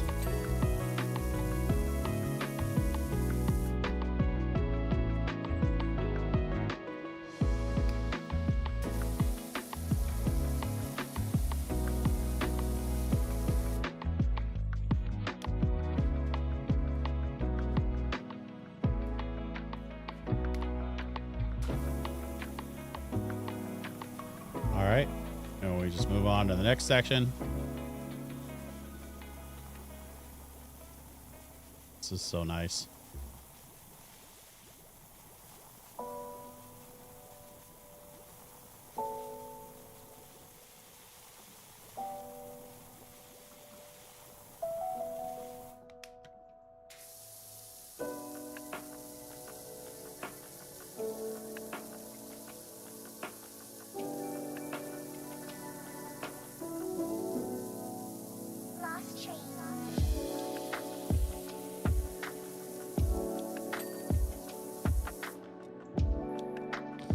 I don't think I've heard Lost Tree throw a tag into a track like that before.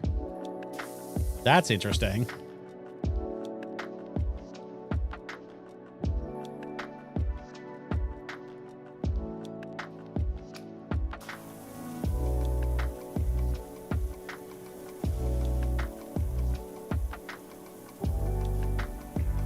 I'll have to ask Rob about that next time we chat.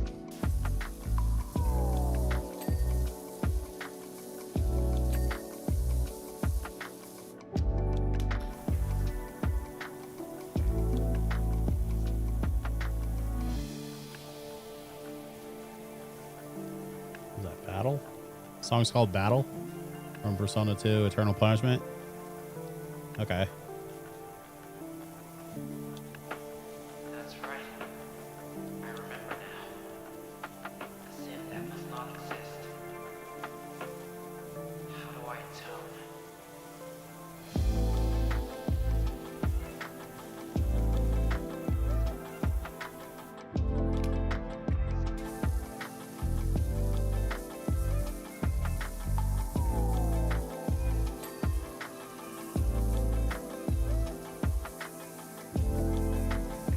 Suddy Rich, fancy a shot at the movie business? Our star dog needs a good washing down before tomorrow's shoot. Oh no.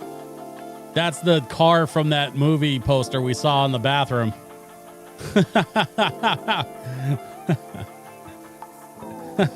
I just got a text message about that movie car from the bathroom poster. That's funny. Shit.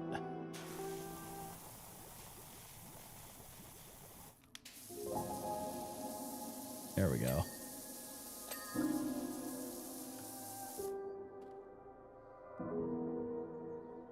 The button to delete the soap is the same button to switch the nozzle from horizontal to vertical. So if I hit it before I switch the nozzle to spray, it deletes the soap, which is not great control design, but whatever. That's, I mean, relatively speaking, that's kind of minor. It's not the end of the world.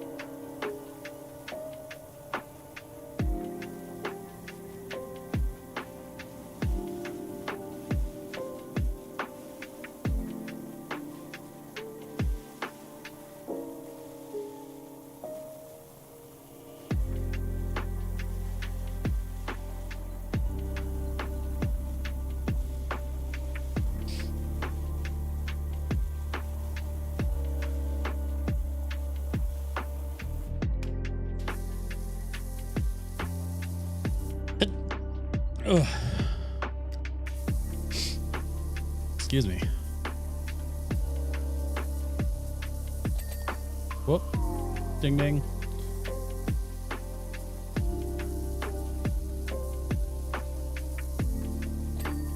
There we go. Okay. Middle of this.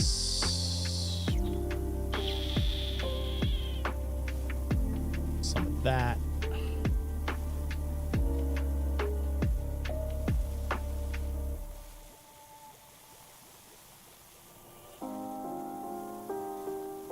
There we go.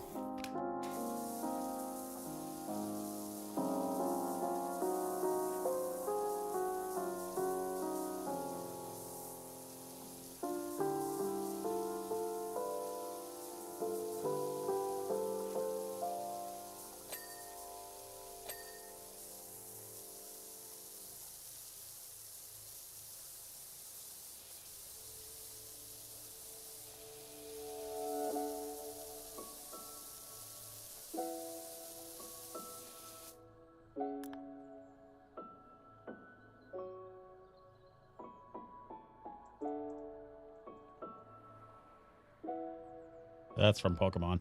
So that last track was the last one from the brand new Persona 2 EP from Lost Tree and my friends at Kiraga Records. And that has been added into my master playlist. So hopefully it will pop up in the shuffle from time to time.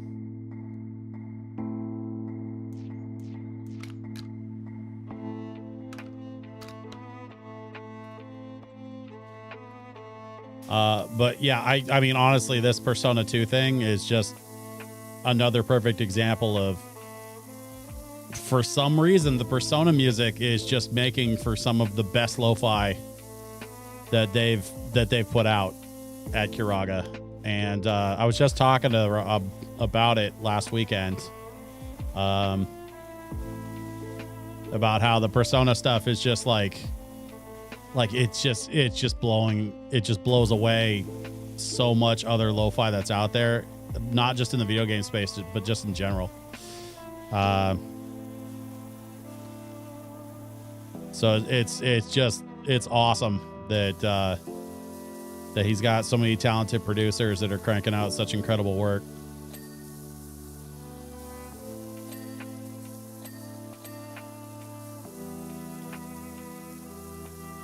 I want to be a part of that group of producers someday, but man, like,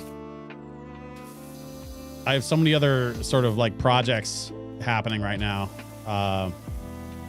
that, like, pumping the brakes and learning how to produce music would require a certain level of income that I don't have right now. I need to be focused on stuff that'll make me money in the short term to make sure I can keep bills paid and keep lights on, so I can continue to stream for you all, you know. So someday I have the tools, I have the access, you know, I might get more into producing music down the road. But for me right now, it's just not really a possibility, unless I have, you know, something in place where it'll make financial sense. And that's the really unfortunate part, is that I'm so busy trying to stay afloat that I have to, you know, you have to make decisions. You don't get to do all the things that you want to do all the time. So at some point I'll get back to working on production stuff. I want to learn more, but it has to make financial sense. It's kind of the same reason why I stopped doing React videos on YouTube, you know.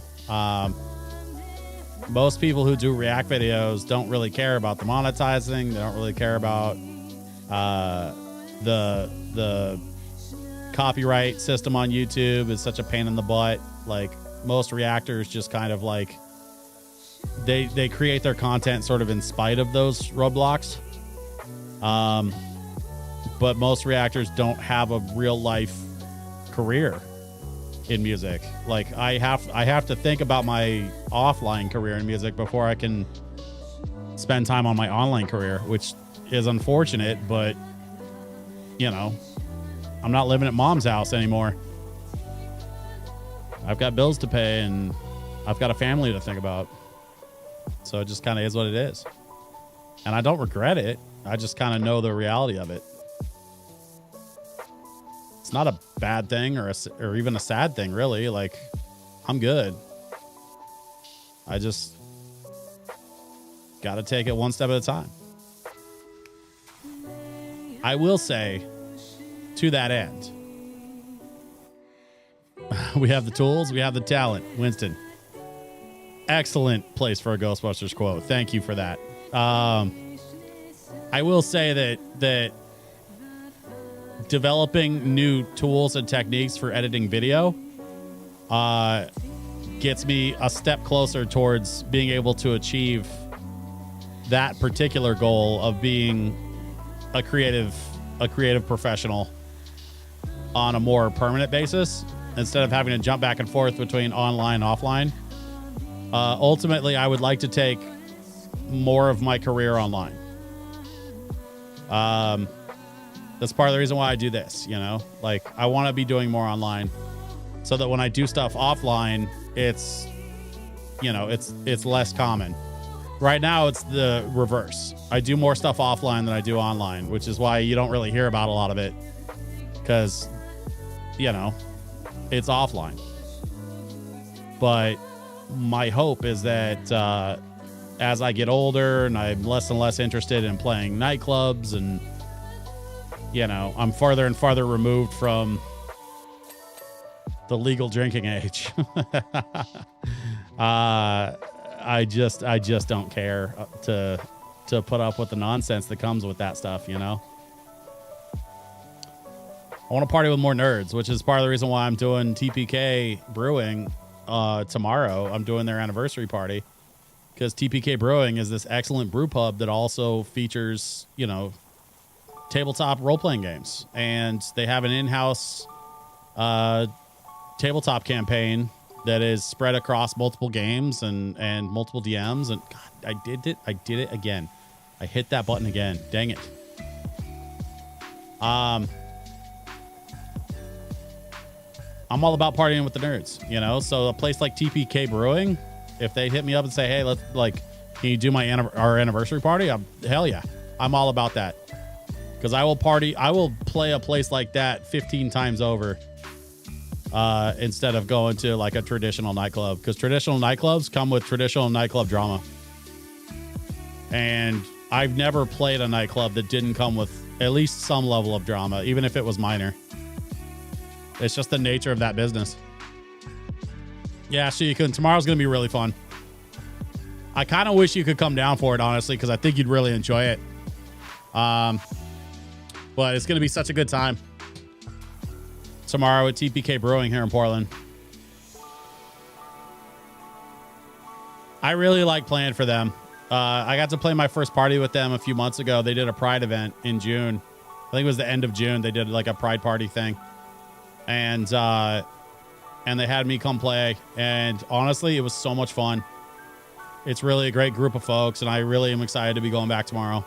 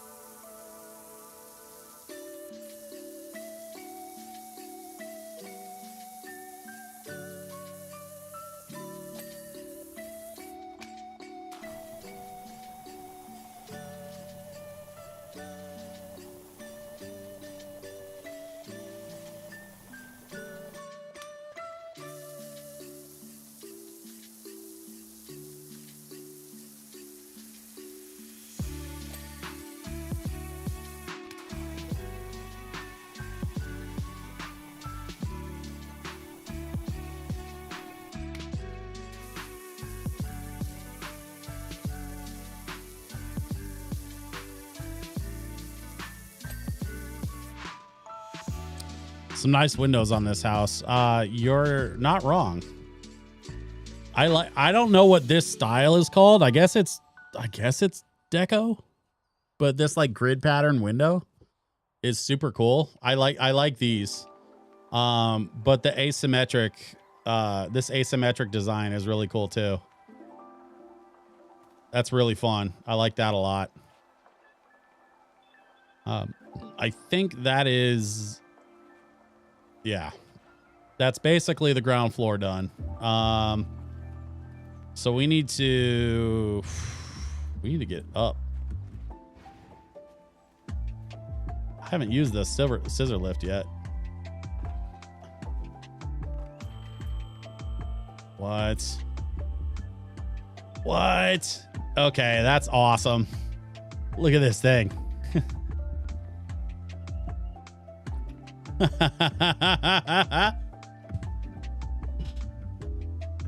Oh my God, that's so good.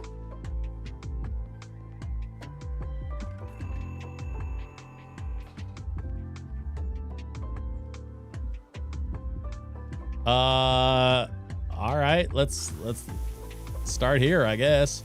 We'll get this telescope. Why does everybody have telescopes? I bet it has something to do with the lore.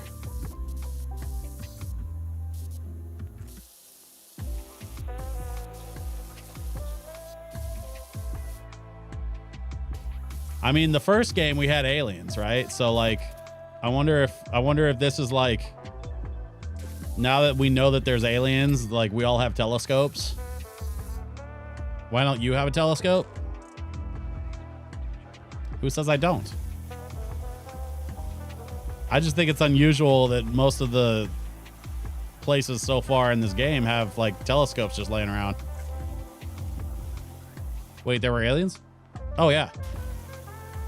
Oh yeah, dude. Yes, absolutely. The first Power Wash simulator, I told you the lore was crazy. Like you, at one point you straight up are like power washing an alien craft.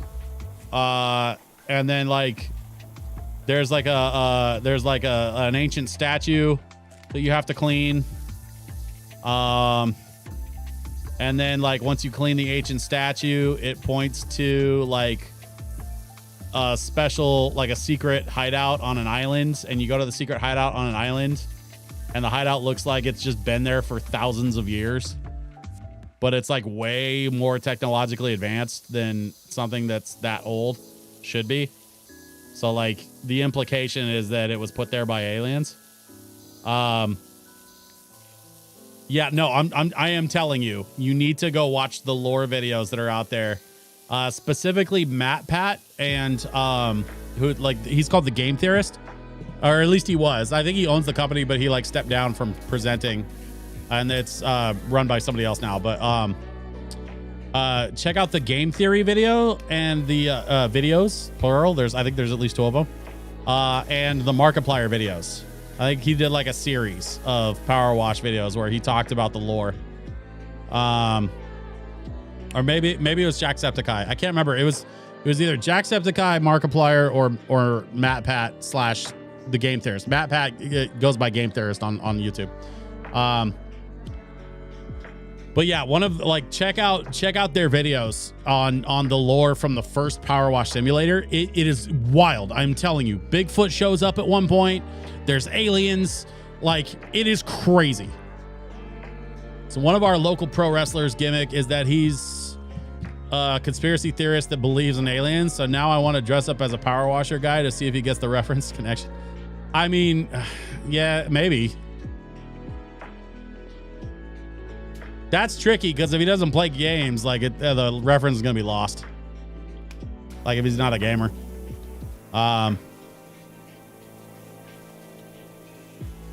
But yeah, no, the lore for the first Power Wash sim game is kind of wild. There's other stuff too. Like there's a whole conspiracy about the local mayor and how the town got so dirty in the first place, and like why you have to come in and basically like clean up the entire town because it's like the town like survived a volcanic eruption or something. Like, I don't know. It's crazy, some of the theories. And of course, none of the theories have been confirmed because the Power Wash team like is just leaning into all of the crazy fan theories that have been coming out. The mayor sucks. I mean, yeah, kind of. That was part of the whole thing. Was that the mayor's really bad at his job?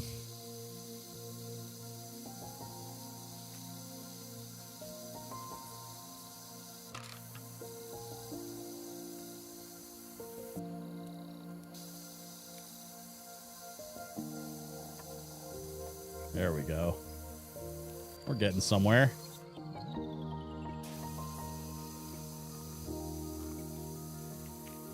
Do do do do do do do do do.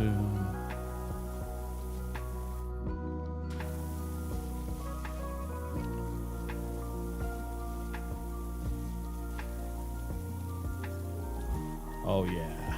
Oh yeah. Get all up in them corners.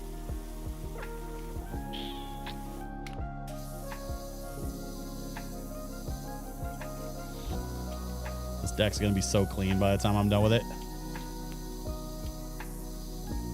I said deck with an E, don't be weird.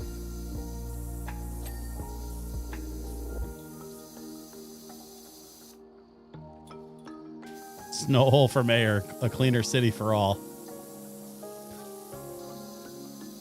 Would you say that you'd be cleaning up this town?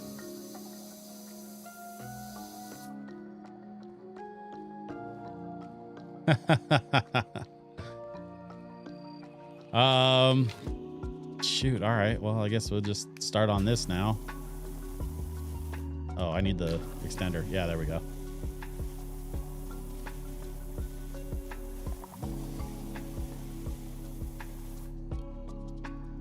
I'll play that song while on my bus tour. Oh, hey, speaking of the Ghostbusters soundtrack, I just found out yesterday that apparently Sony is doing a repress of the original soundtrack from Ghostbusters. Like a full-on, like, reprint. Like, they're reprinting the labels, reprinting all the original artwork, and they're doing a fresh press of the Ghostbusters original 84 movie soundtrack. And I am here for it. It's like $20. And I cannot wait to get like a fresh, like a properly fresh copy of the Ghostbusters soundtrack on vinyl. Because I have two. I have one that I got from a friend of mine who ran a secondhand record shop for a while because he knew I was a big Ghostbusters fan. But somewhere in my dad's record collection is my original copy of the Ghostbusters soundtrack, which was my first record ever. And it was given to me by my godbrother when I was like 5 years old. And I just, like, I put it with my dad's records and he just held on to it for me. And so, somewhere, I recently, oh, damn it, I did again. I need to relocate that control, I think. Or switch to a different control scheme. Because I'm on the classic control scheme, but like that button keeps screwing me. So that might be why they changed up the controls. Let's see if I can try modern and get comfortable with it. What was I saying? Oh, right. So the Ghostbusters soundtrack was actually my first record I ever got from my godbrother when I was like 5.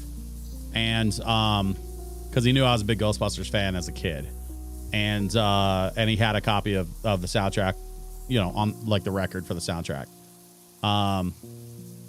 I really, really loved having a copy of that record growing up because I could kind of pull it out from time to time and enjoy it. But then when I got my second copy, it was like, okay, cool. Now I have a copy that I can like, you know, put on my shelf, pull it out, play it sometimes. Like I didn't want to abuse my original copy, right? Well, now Sony's going to be releasing a fresh repress. I want to get my hands on a fresh repress, and that's going to go in my crate. And I'll have a copy in my record crate that goes with me to gigs and stuff.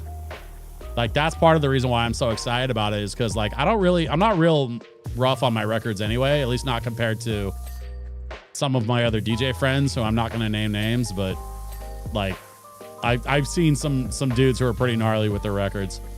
I tend to take pretty good care of my records. At least I think so. And so having a fresh repress that doesn't have a special connection to my history with music and my personal history, that means that I can take it and play it out and enjoy it sort of like outside of the confines of you know, abusing an old record like that. Like it's kind of best of both worlds. I don't know if it's remastered. That's the one thing that I'm not sure about is if it's remastered for like modern needles and stuff, or if it's still just the original, like it's just you know, another copy of the original pressing. If anything, it's probably going to be a fresh pressing that's made from the digital remasters, which is fine.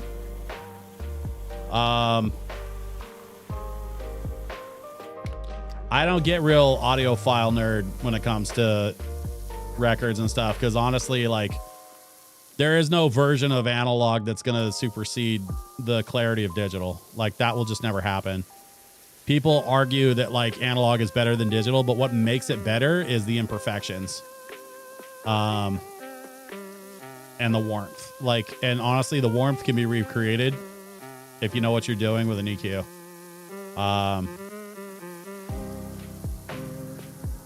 but it's the physical ritual of putting a disc down on the platter, putting a needle down on the disc, and having that analog physical connection to the music through the record.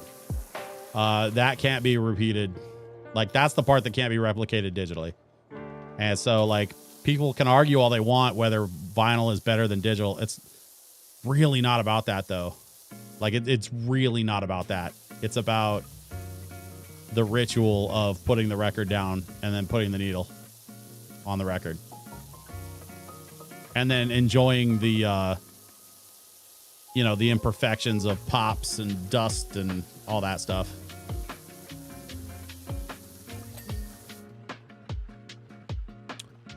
Which, funny enough, that's why I like getting lo-fi on vinyl, because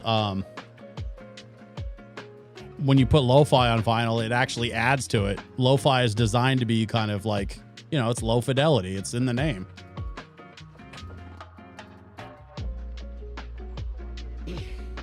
Oh my gosh. Okay.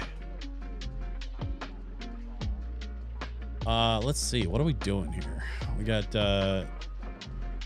we got to get the rest of this ledge, and then we need to get this ledge below it.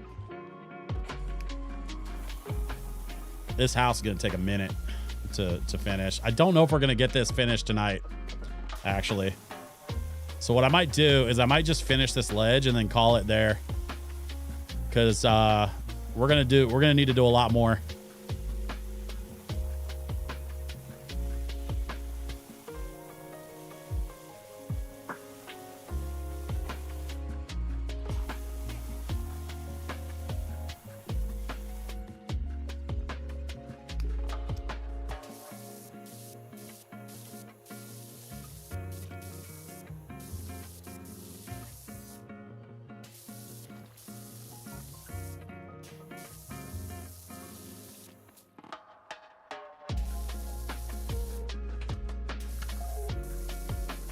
There we go.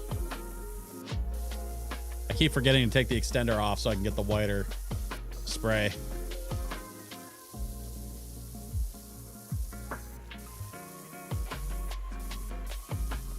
Whoop. Uh-oh. I can't get up there. Let's see if I can. Nope. Can't do it. Okay, well.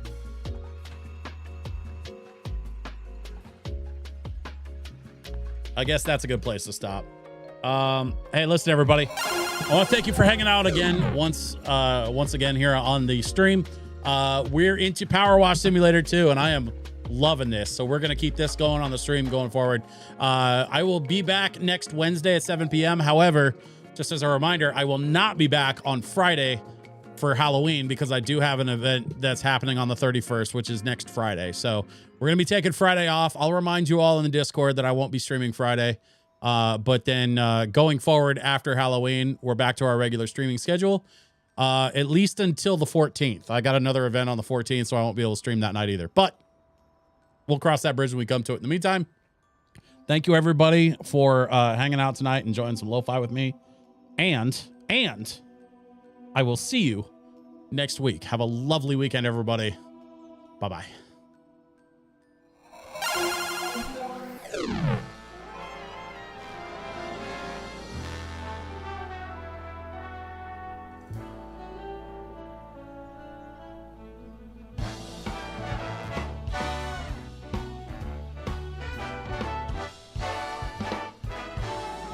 This was a triumph. I'm making a note here, huge success. It's hard to overstate my satisfaction. Aperture science. Do what we must because we can. For the good of all of us, except the ones who are dead. But there's no sense crying over every mistake. You just keep on trying until you run out of cake. And the science gets done and you make a neat gun for the people who are still alive.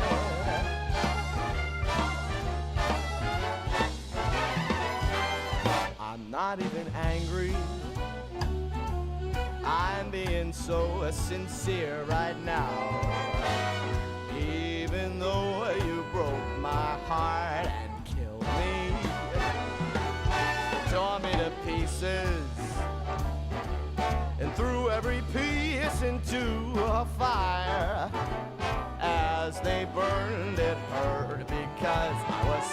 happy for you. Now these points of data make a beautiful line. And we're out of beta, we're releasing on time.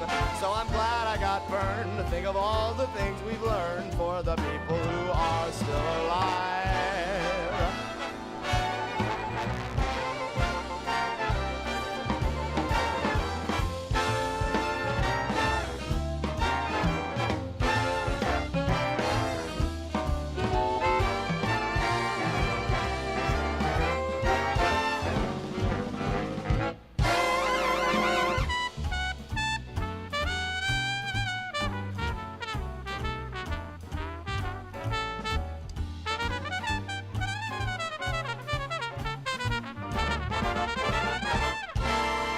Look at me still talking when there's science to do. When I look out there, it makes me glad I'm not you.